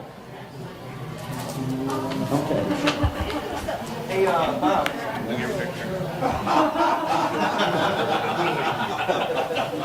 Don't be hating because I'm so beautiful.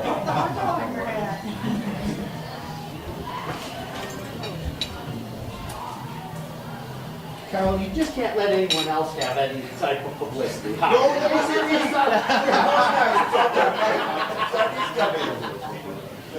Yank in your chair, Carol. It's all good, buddy. You know it's good, brother.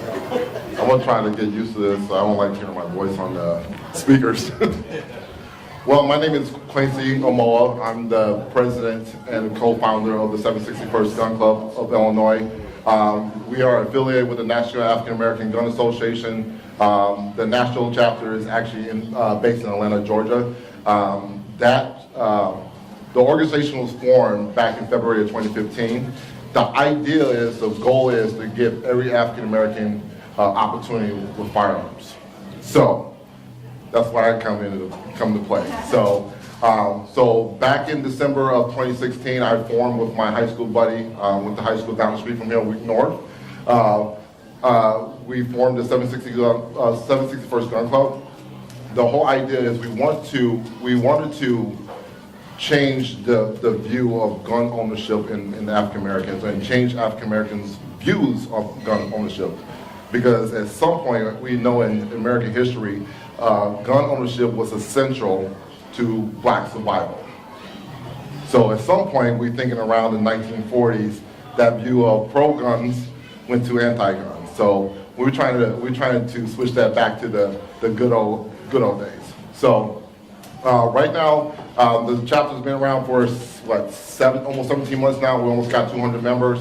I'm actually going to be opening up another chapter in Central Illinois and Southern Illinois. So that's going to be a good thing. So awesome for that. So our focus with the 761st Gun Club is 3 parts. We want to focus on hunting. Believe it or not, we get a lot of Chicago kids or a lot of Chicago guys that like to go hunting, so that's going to be fantastic. I mean, concrete jungle, but they want to go out in the woods. I'm like, fantastic. So, I mean, I'm a cities slash suburban kid, and I joined the Air Force to become a Boy Scout, so that was awesome for me to do that, jump out of planes and live off the land. So I learned how to do that. So hunting, shooting competition. So we're going to actually form a youth shooting team. Airsoft rifle, and then a shotgun a rifle team for the youth program. So we're going to try to get these young people out of the street and then show them the responsible use of a firearm. So we're going to get that as well. And then, the most importantly, self-defense. So we give our members who never had an experience with a firearm before, we show them the steps from how to get a FOID card, what you need to do, this is what a firearm is. This is not a fully, what they call it, fully semi-automatic. What is a firearm? What is the AR-15? What is the semi-automatic? All that other good stuff. So, which is great. My board of directors are great. I actually put this live feed on our page. So if you guys want to follow us at 761st Gun Club of Illinois, we got a lot of good stuff there, and great like that. So. One here is I'm not gonna show you how to debate about black gun ownership. So I'm just gonna give you some resources, things to think about. Race is a hot topic, especially in today's world. What's going on, and I actually enjoy it. So I feed off my wife because she's white, but so we bounce off of ideas off each other. So the thing is, what we're trying to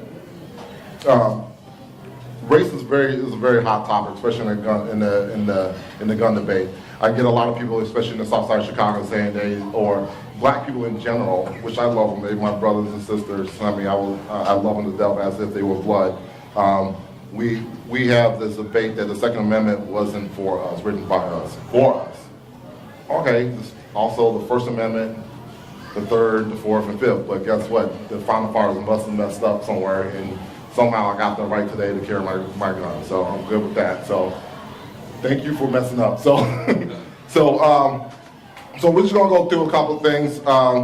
We'll talk about the reason why the black communities that is view their guns, the gun laws or guns, how we black people look at guns and differently than our white counterparts or any other people. And we're just gonna go through a lot of the list. So I'm just getting weirded out hearing my own voice. I hate it.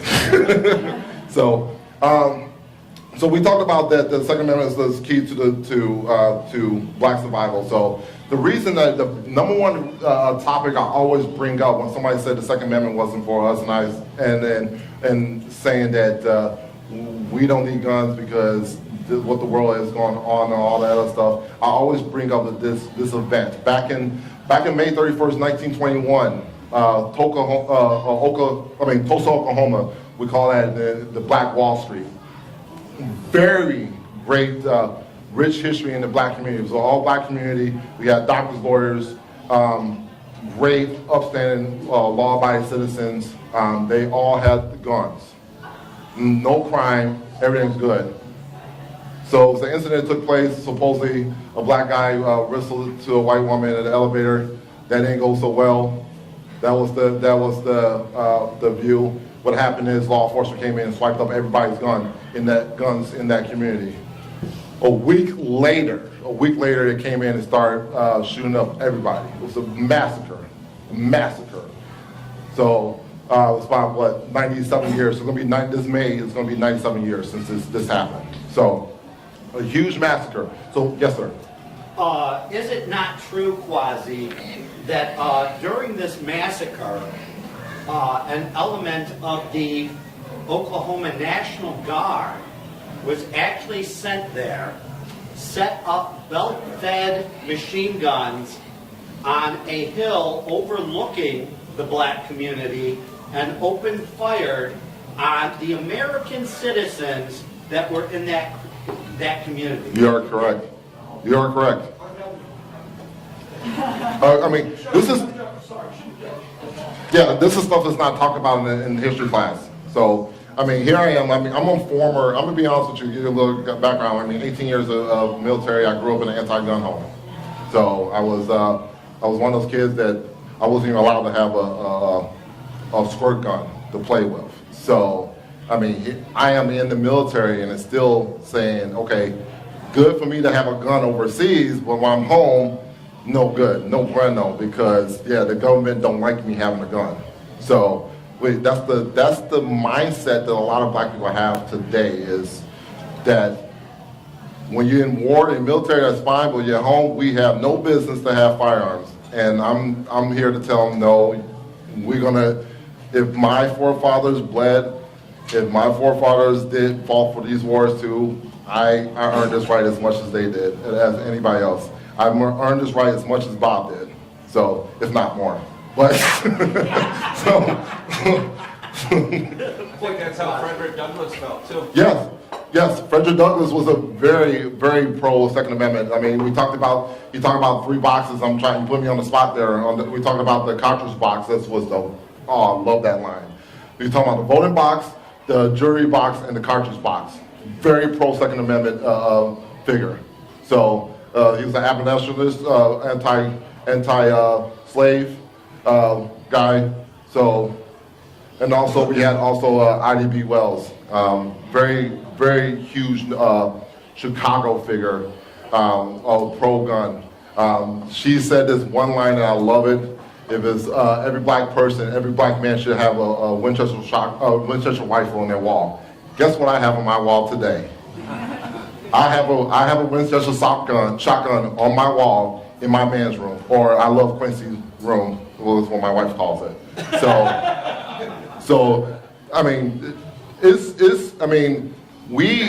the gun club, we focus on the rich history of black gun ownership, and it's never been taught in high school, and never been taught in any class. We've been fed this. Martin Luther King was a nonviolent figure, and Malcolm X was this violent guy. My son, who's about to be 16, sophomore in high school, came home and said, hey, we talked about Malcolm X today. I was like, okay, what did they say about Malcolm X? Oh, he was a violent guy. I was like, no, he was a self-defense guy. If you leave me alone, I'll leave you alone. That's all it was. I think a lot of people who are pro-Second Amendment will still carry people got the same view as Malcolm X was, that as long as you don't mess with me, I won't mess with you. That's what it is. So I'm going off script. So, we talked about the survival of black gun ownership. A lot of people like to use the saying that the NRA isn't racist because they help black people to own guns and to fight against the KKK. Do anybody know who that person was, or know who that group is? So Robert F. Williams is the name. Look him up. So after this, you guys will get my outline, and we'll have the links in there. Robert F. Williams, we nickname him as the godfather of black self-defense. So he was a World War II vet. He was also the president of the Monroe, Louisiana chapter of the National Advance, the NAACP. He was also the author of Negroes with Guns. Great piece, great book. I suggest you guys to read that. So you want to talk a little about more about guns. Actually, the NRA allowed him to open his own chapter down in Louisiana. It was called Black Armed Guards. That's the name of the group. It was all black gun group. It was a lot of World War II vets. What they did is they armed up, they purchased their ammo from the NRA because they knew that the gun shops down in Louisiana was going to sell it to them. So they got it, they bought from the NRA, shipped it to them, and it was great. Put the link in there on there, so once you guys, it will be on the IGOT file, so look on it's a YouTube video, and he'll talk about the whole thing, how he was able to obtain his gun club and things like that. So that's part of my pet peeve with people say, well, NRA this and with the black people. I was like, you cherry picking, get the whole story in, educate the people, talk about Robert F. Williams. The guy is a genius. The thing is that the reason was he was an anti-gun guy at some point, but what happened is it was a young black woman who got raped by a white farmer. They went to court and everything, and they sat down. The prosecutor or the defense argument was that, of course, this white guy did not rape this woman because she's an ugly woman, and look at this man's wife. His wife is beautiful. And guess what? The jury took his side because his wife was beautiful and this woman was a monster. So at that point, Robert F. Williams was so infuriated, he's like, screw this, we're getting arms, we're gonna defend our people and go off, and then all of a sudden, all hell broke loose. So, we also talk about a lot of people a lot of anti-gun people, especially when I debate them, always want to bring up Dr. King. I'm gonna give you news, folks. Dr. King was a pro-Second Amendment guy. The man owned guns. The man owned a lot of guns. He was a very pro-Second Amendment. In fact, he actually tried to apply for his concealed carry license down in Georgia, Alabama, I'm sorry, and was denied. Not too many people know that. Not so many people from the west side and south side of Chicago know that Dr. King was a pro-Second Amendment, didn't even know he owned guns. The guy was so into guns that he also hired the deacons in the fence. I don't know if you guys are familiar with those guys. There was another NRA all-black group. So these guys was actually formed. Back in 1964 out of Louisiana as well. The KKK was going up amok, so it was done in a way to say, hey, nice guys that burn your cross on my yard, get off my lawn, or I'm gonna shoot these buckshots at you. So, it was a way. I mean, the funny thing about what I always say is what was so key about the black survival is nobody that was anti-black wasn't going to shoot anybody that knew they had a gun. They always, and it's just like today with the criminals, we're going after easy targets. Guess what? A criminal do not want to get shot at. So if a criminal knows that you have a gun, they're not going to mess with you. Simple. So that's why we formed this gun club. So the whole ideal is we're going to get these blocks. My gun club is going to be sponsoring these blocks and put this little sign and say, hey, welcome to our block. These are the rules. If you act up, we will shoot you. That's what it is. So we hopefully we'll get these numbers down. So going back a little bit, back in the National African American Gun Association, our biggest, quickest number of membership is women. So 60% of our members are women in the National African American Gun Association. I don't know if you guys seen the news last year and this year that a lot of women that's getting a concealed carry are black women. I'm responsible for that. So we are responsible for that. So going back to the Deacons Defense, so their primary goal was, we have the KKK, but also their primary goal was to protect the black people to be able to exercise their right to vote. Guess what? Black people got that granted with the Civil Rights Act was signed, and black people are going to vote because, we got this awesome right to vote now, and they got these evil guys with white sheets on their heads with eyes poking out, and you don't want to go vote, and guess what? We're going to have shotguns, and we're going to make sure we're going to make our people vote, so you can leave us alone. One thing about a KKK member is they don't want to get shot by one of us because how's that going to look on a death certificate? Seriously, how's it going to look like on a death certificate? I was reading a book, and this was probably when I turned to the dark side of the guns. So it was called Negro and the Gun. That's another good book. They talked about how KKK guys will come out and start shooting black people in the neighborhoods, and black people and Native Americans were shooting back and actually taking their life. It was so bad that they actually got the dead, deceased body, put them in the vehicle, took them to the next county over, and put on the death certificate that the person had a heart attack. Wouldn't say they got shot by a black person. Wouldn't say that. So, fantastic. That was another thing.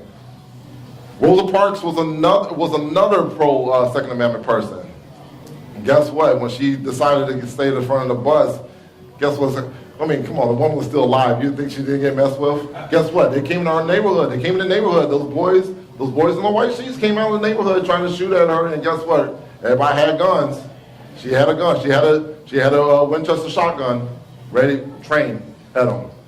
And she didn't. The woman passed away in natural causes.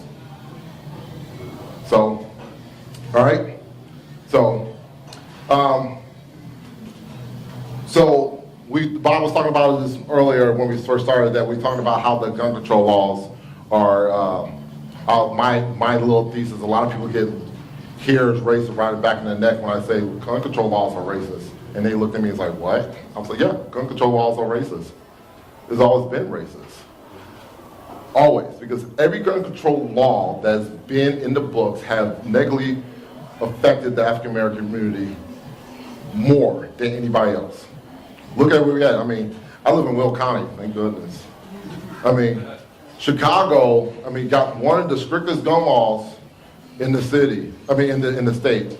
If you lived in public housing, the red line, guess what? You was prevented to own a firearm. I think that passed after McDonald versus Chicago passed. Case won back in 2010. So at that point, everybody was allowed to purchase a firearm in their home. So, and this is, I'm going to give you guys a little bit. You always get these people that say, well, the Second Amendment is for militia. And you all say, we always talk about the right of the people. So if you guys, I don't know if you guys are familiar with Scott versus Stanford. This was a case back in a Supreme Court case back in 1857 when a former slave was traveling to a pro-slave state to an anti-slave state, and supposedly once you get in the anti-slave state, you're not a slave no more. And his former master passed away, and his wife's like, "No, I'm still owing you," and he's like, "No, you don't owe me."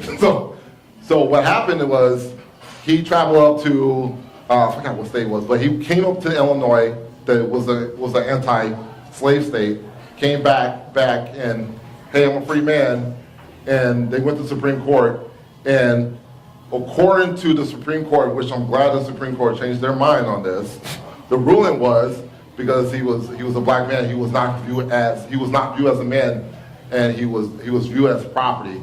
And I forgot what the Supreme Court judge's name was, but he specifically said something about the Second Amendment. If we gave these people if we view these people as, these people as people or citizens, American citizens, they can exercise their Second Amendment right. Again, going back to the right of the people. He wasn't a militia, he was the people.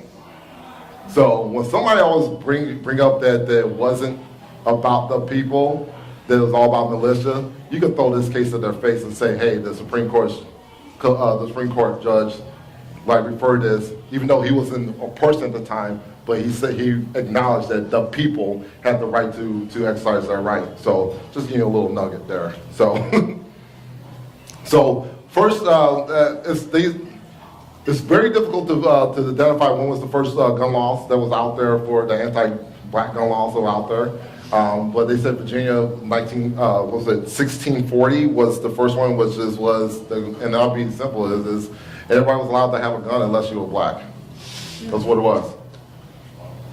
That was the law. That was the legislation. The people that wrote the law says that you were allowed to own a gun unless you was black. And then it was the one drop rule. So the one drop rule was Frederick Douglass, even though he was biracial. So he was allowed to own a gun. So I got another video you guys need to check out. Again, this outline will be posted on the IGOT website. No Guns for Negroes. It has two parts in it. This thing is fantastic. We're talking about the gun laws. Talking about how the Saturday Night Special was banned. Because Saturday Night Special Saturday Night Special is banned in Illinois, and what happened is, and the hundo is banned too, isn't it? Yeah. The hundo is banned as well. Why? Why do you guys think those guns were banned? They're affordable. They were affordable. They were cheap. They go back and saying that it was cheap, that the criminal is a burn gun. They call it a burn gun. But back in those days and still today, that's the most affordable gun for a black person in the black community. You got a single mom who's working paycheck to paycheck, and she can't afford a Glock. She can't afford a Smith & Wesson, but she still needs to defend herself. So, yes, sir. What was the thing besides the hundo? What else was banned in Illinois? Saturday Night Specials. It's called Saturday Night Specials. Saturday Night Specials. Yeah, there was guns that was less than $200. That's the real name. It would have been any gun that was less than $200. It was like Saturday Night Special. You get it like Melting point. Yeah, the melting point. That's what they were thinking, is that the melting point was so low. And I think that's why the hundo went away too, because they said the melting point was so low. The hundo lives on. The hundo lives on, yes. In the mid to late 60s, Saturday Night Special was a term, just like today they call them assault weapons. The Saturday Night Special was a term that was applied to any gun that was cheap and inexpensive, and therefore more affordable to those individuals who were not relatively wealthy. And almost by definition, a majority of the people who are not wealthy, those people who are lower income, tend to be minority race individuals.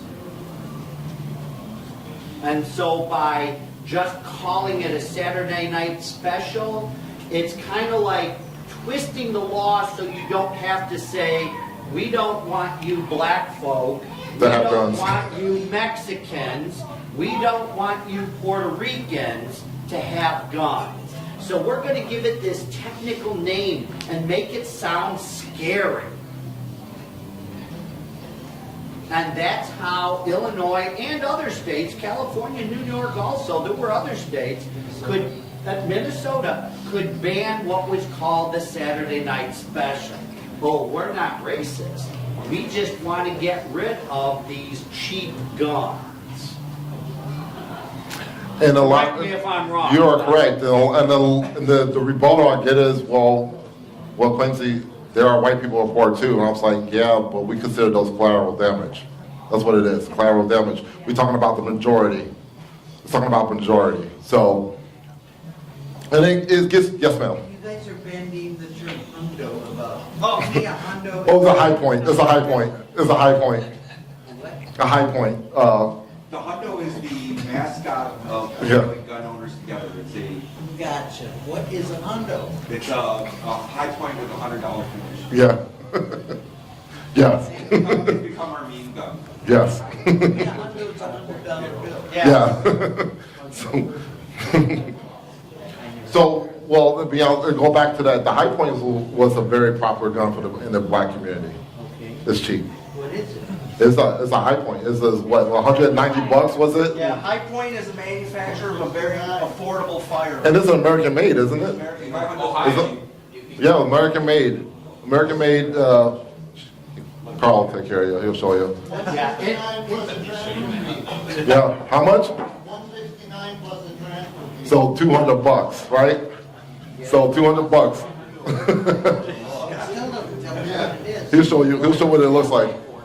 It's an ugly looking gun. It's an ugly looking gun.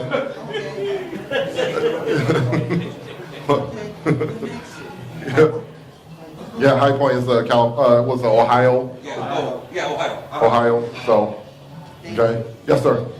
What is your response in the black community as far as pushing legal gun ownership on the south side, west side, stuff like that? Have you found people more receptive to the idea of bringing black gun ownership? So the funny thing about it is, so I started this Black Gun Club. The question was, what is the response to more gun controls in the south side, west side of Chicago? I'll step back for a little bit. I got Danny Davis as one of my followers on the Facebook page, which oh, that's pretty good. that is fantastic. That's pretty good. I'm like, I almost had a heart attack when I saw I know that. who Danny Davis is. I'm like, oh my goodness.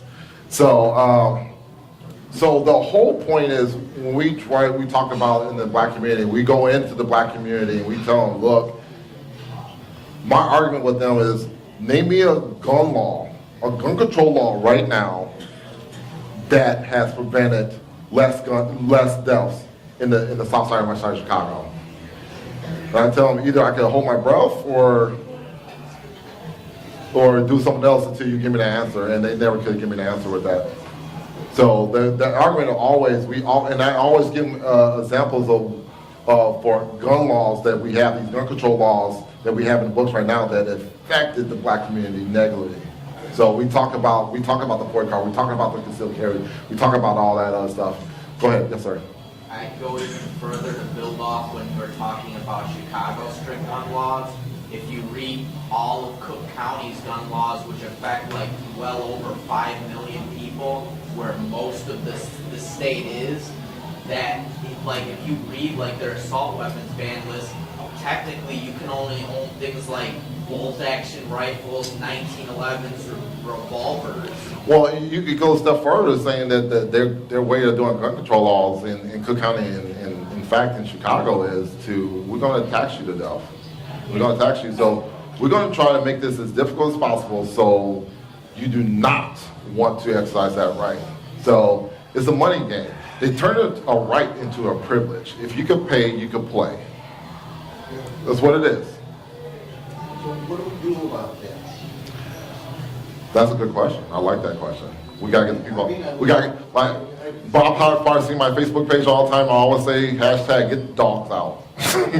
Get the dogs out of the office. We gotta get the dogs out of the office and get them to change the legislation rules. I get this argument all the time because that I see to get the crime rate in the black community to go down is to give the people the capability of protecting themselves. And we've got $150 for a license. You got my last point. You looking at my last point right now. You got my last, man, you want to do this for me? No. Good segue. Yeah, so the point there is, like, we always talking about the money, like Bob touched on, it's like the mostly the low income people in the state is I mean, I'll be honest, is black and brown people. So we talk about that, like you said, we got the 40 card, which is $10, which that's cheap, that's no problem. But we also have, we also have the class, the concealed carry class you got to take, which could be like, from the time I took it was $200. Getting the license was $175 to get that, fingerprints, all that stuff.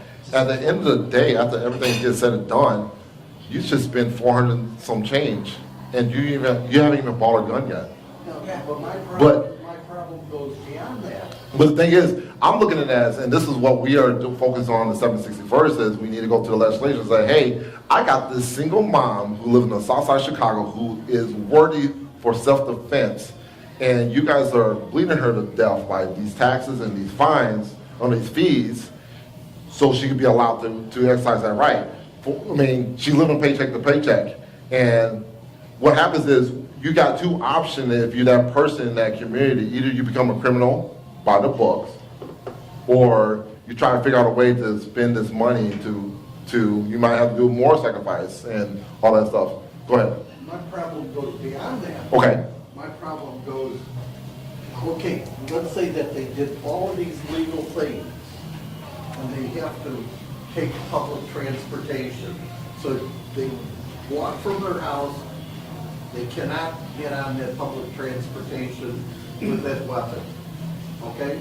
So that means that they don't carry that concealed weapon, and now they're exposed to all these, thugs. Oh yeah, and I have that debate all the time. I got one of my friends great friends who's a CTA bus driver. And go ahead, Bob. Sorry. You know what, not to cut you off, Mel, very valid concern, but we're running a little bit behind schedule. We're gonna go past 3 o'clock, and some of that will be addressed when we're wrapping this up, okay? Fine. Okay, I had a piece, but go ahead.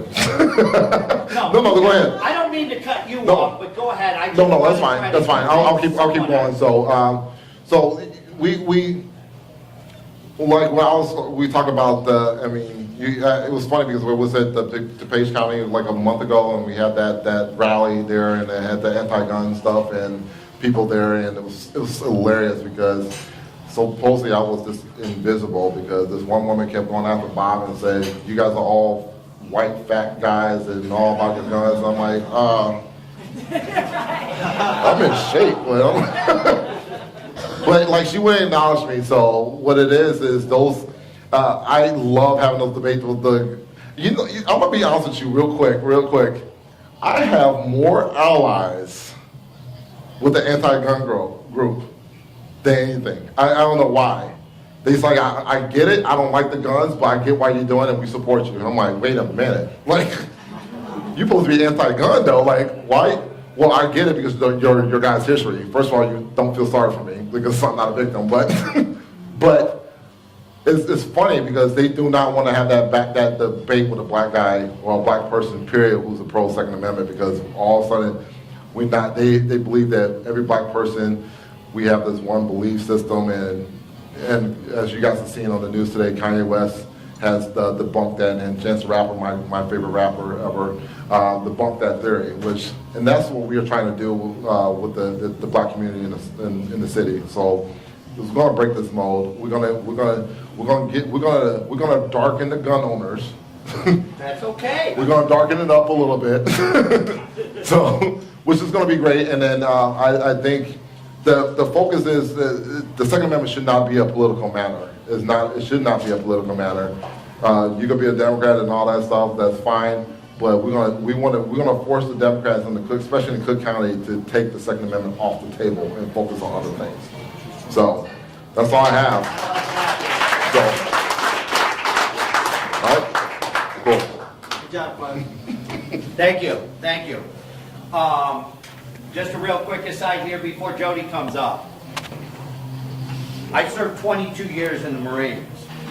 I was deployed to Saudi Arabia for Operation Desert Shield, Desert Storm. I have led Marines in time of war. I am not unfamiliar with the sound of a shot fired in anger. You're in front of the camera, Quasi. You're only 20 foot tall, my man. We serve. You go ahead and correct me if I'm off base here. We serve in defense of our people and our way of life. When I say our people, I mean my people. And when I mean my people, I don't mean just the people that look like me. I mean my people, Americans. I specifically asked Quasi to present this. And I know, let's face facts here. The man is tall. The man is imposing just standing there, not saying anything. Now, let's add to that the fact that he is a dark-skinned, strong-willed man. Yes, he's imposing and intimidating to some. You know what? Get out of your freaking comfort zone. Quasi, do you serve because you're only protecting the people that look like you? No, he serves in defense of our people and our way of life.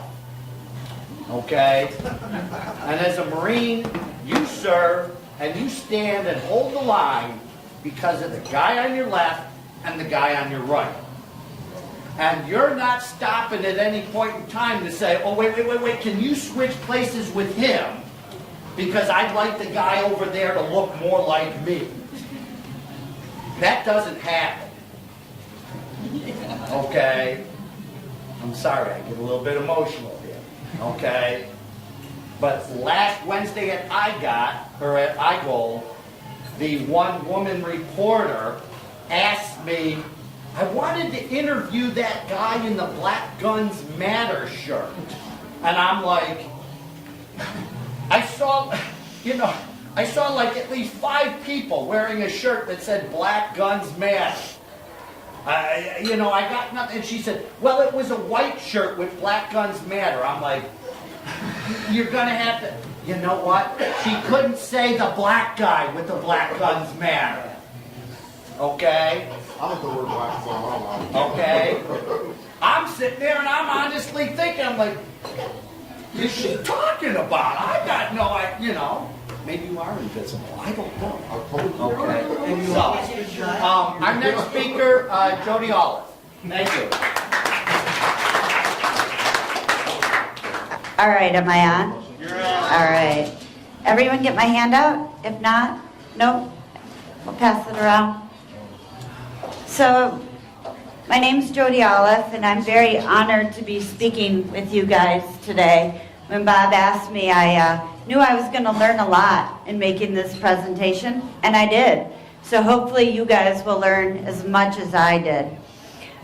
Tell you a little bit about myself. I'm a proud member of the National Rifle Association, Gun Owners of America, the Illinois State Rifle Association, and of course, IGOT. And I am also moderator of Women of IGOT, which is a very important group for us women to talk about women's needs, which is also why I'm here talking to you guys today. First of all, I want to apologize. There's going to be some overlap with some statistics that I gave out, that John gave out, and a few other people touched, but statistics don't go away. So you're going to hear them over and over again. And it's a good thing, because you can lock it into the vault and use those statistics when things matter. And when I'm talking about when things matter, it's when talking to our elected representatives and anyone in the anti-gun group. We need to be prepared, we need to be calm, we need to be collective, and we need to have all this evidence to back ourselves up. So many people speak with emotion. They don't have those facts. And we hear the same emotions over and over again. What about the kids? What about the kids? Let's hear some facts. Let's talk about factual evidence. So remember, be calm, be collective, and have those factual evidence to back you up. As women, we have an interesting demographic to fill. We're not your typical firearm enthusiast that the liberal media portrays, meaning we're not white men. I noticed this when I was at Northbrook, that all the people that were speaking pro-gun were males. All the women that were speaking, or all the people that were speaking anti-gun, guess what? They were women. Therefore, on several occasions, us as women, we're going to be held a peculiar position in this.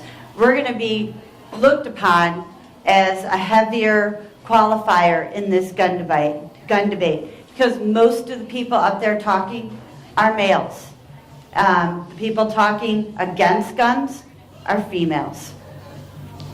We're also going to carry more weight if we're talking confidently and we're not talking with emotion. You see all those women up there talking with emotion. As females, have our facts, be backed up, and don't talk with that emotion. With this being said, I know that it is very important that we speak up. I hear a lot of women, and myself included, say, "Oh my gosh, I'm so nervous," or "My heart's going to pound." Can you guys hear mine right now? No, probably not. But I was super nervous when I went out and started talking at the Marengo. Marengo City Hall had a discussion on having an indoor range. And I was very nervous to get up there and speak, but I know that it's something important to do. Fortunately, Marengo won. Woo-hoo, we're getting our gun range. But I was also very thankful and very honored to see a lot of women up there talking at the Marengo. From the Well-Armed Women's Group was there, various NRA instructors were there as well, and they were female, and they were actually talking pro-gun. So that was very, very, very good to see. The keys to success is to be prepared and know your audience. Know what they're going to say. Know what the other side is going to say. Be prepared with your evidence and your factual stories to back yourself up. So be prepared. Sharing short, factual-based stories will help get your point across. And I'm going to share one with you that I got from the Well-Armed Woman. So bear with me. I do have a shortened version of this. The actual story is on the Well-Armed Woman, and I have a link on all your handouts so you can read the full story here. There was a young 22-year-old woman. She walked less than 1.5 miles to get to work in the morning. She was in college, and she was a prep cook. She was walking her final 100 yards, and a man confronted her on the sidewalk. He had a knife. He told her she was coming with him. Guess what? She pulled out her conceal and carry weapon and she aimed it at him. She didn't have to shoot because he turned around and he ran away. But wait, there's more.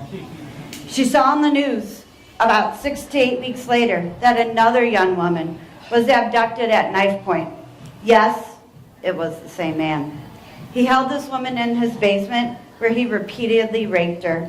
He cut her and put a plastic bag over her head, cut her throat, and threw her naked body in a snow-covered ditch. Believe it or not, this same man had been in jail and were released from prison earlier for serving time for another attempt to kidnap a woman and stabbing her. Thankfully now, he is on death row. You can see this story in its entirety and many, many, many other female victims, violent survivor stories on that Well-Armed Woman. I know that many women personally have had close calls and interesting things where this has happened, myself included. Catherine, I know you had an interesting thing to share about what happened last Saturday. Right. I was at home just watching TV, minding my own business. Wait a second, was Bob with you? Bob was not. So you were Bob alone? was out of town. Okay. It was me and my son was home, but he was on the other side of the house and didn't know what was going on. But Bob was out of town, and I was just at home watching TV. And our backyard kind of faces the back of a hotel. And I heard a bunch of screaming outside. And we've got a lot of kids in the neighborhood, so at first I thought it was just the neighborhood kids. But I went out to investigate, and there was a man and a woman in the hotel parking lot fighting. They were hitting each other, pulling hair, pushing. So I went back in the house and I got my phone and I called 911, and they transferred me 4 times How long did that take? Well, it probably only took about 3 or 4 minutes for the whole, like, phone conversation to elapse. But And still, what can happen in 3 or 4 yeah, minutes? exactly. A lot. That whole time, they were still fighting and arguing, they were kicking cars. You know, I was really worried that I would have to defend one of them. And so while the police were deciding who was going to come and help, you know, I was watching this unfold. So it was kind of scary. By the time I got off the phone, they were done arguing, and she went back in the hotel and he drove away. But that could have So escalated it to could who have- knows what. It could have gone horribly, horribly bad. And yeah, so it was upsetting that the police couldn't decide who was going to come out and help. How long did it take before the police actually got there? I don't even know if they ever showed up. Because Wow. after I waited outside for about 20 minutes, and then I watched out the window for another 10 before I decided that, you know, maybe nobody's coming. I don't know. That's in the suburbs. Yeah, that's in Joliet. And just think about someone who might have been in an unincorporated city. It could have Yeah. taken even much more time for Yeah. anything to have happened. Yeah. Wow. So Catherine has just another story that we hear about on a pretty routine basis of women needing to defend themselves with firearms. Thank you, Catherine, for sharing that with us. In addition to sharing factual stories like this as women, we also need to share factual statements when we're talking to those elected representatives and when we're talking to anti-gunners.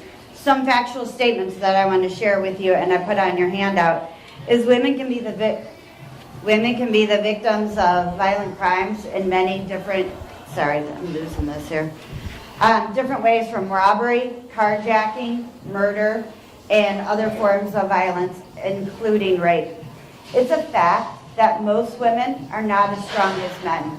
We're smarter though, we're just not as strong. So unfortunately, being that we're not as strong, this is gonna be a deterrent for us. We can't use muscles, we can't use brute force, and having our conceal and carry weapon is a great way for us to even this playing field. Women in our group, I think Bob touched on it earlier, that women in the group and the men as well, that we should emphasize that defensive gun use is a women's civil rights issue. Civil rights is for women, civil rights is for men, civil rights is for minorities. But once again, if we not sit there and go blah, blah, blah, Second Amendment, but we stress that this is a women's civil rights issue, they might take more notice of that. So it's not just Second Amendment, but it's also our women's civil rights issue. Women and men in our group should ask questions that put our elected representatives on the defensive, and tell them not allowing women to choose the best possible means to defend ourselves. The Supreme Court ruled that a woman has the right to choose whether or not she wants to have abortion or not. This is a very important point. I don't care if you're pro-abortion. I don't care if you're against abortion.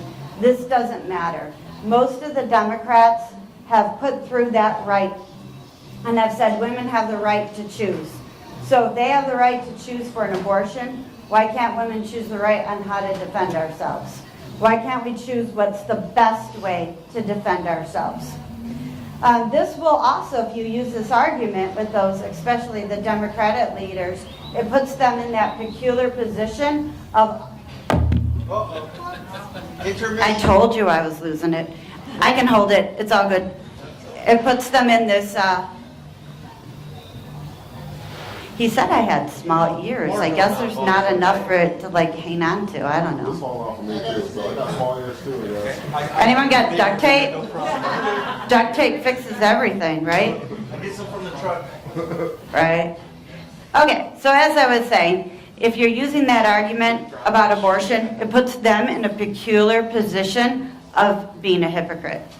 Because then they don't know how to counteract that when we say we want to be able to choose our right to defend ourselves. Most importantly, back yourself up with some research. So here's where I'm going to be a little redundant, but I'm going to hit on it more from the women's perspective when it comes to defending ourselves. So here are some dry statistics, but you're going to hear these over and over again because they're so very important.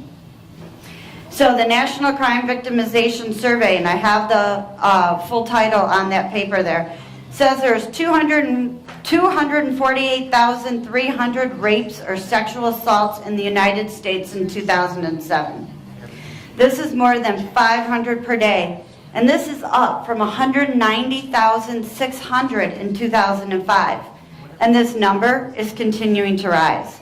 Some facts, sorry guys, but women are more likely to be victims than men. We went at this one. The rate for rape and sexual assault for persons 12 ages and older in 2017 was 1.8 for 1,000 females and 0.1 for the males. This means every 2 minutes, someone in the U.S. is sexually assaulted. I don't want to be one of those statistics, and I'm sure the other women in here don't want to be those statistics too. Here's a quote that came from a police firearms instructor, also a Philadelphia police officer for 30 years. I found this from the Well-Armed Woman, and you have that link in the handout. If a woman can protect herself, it's the first line of defense.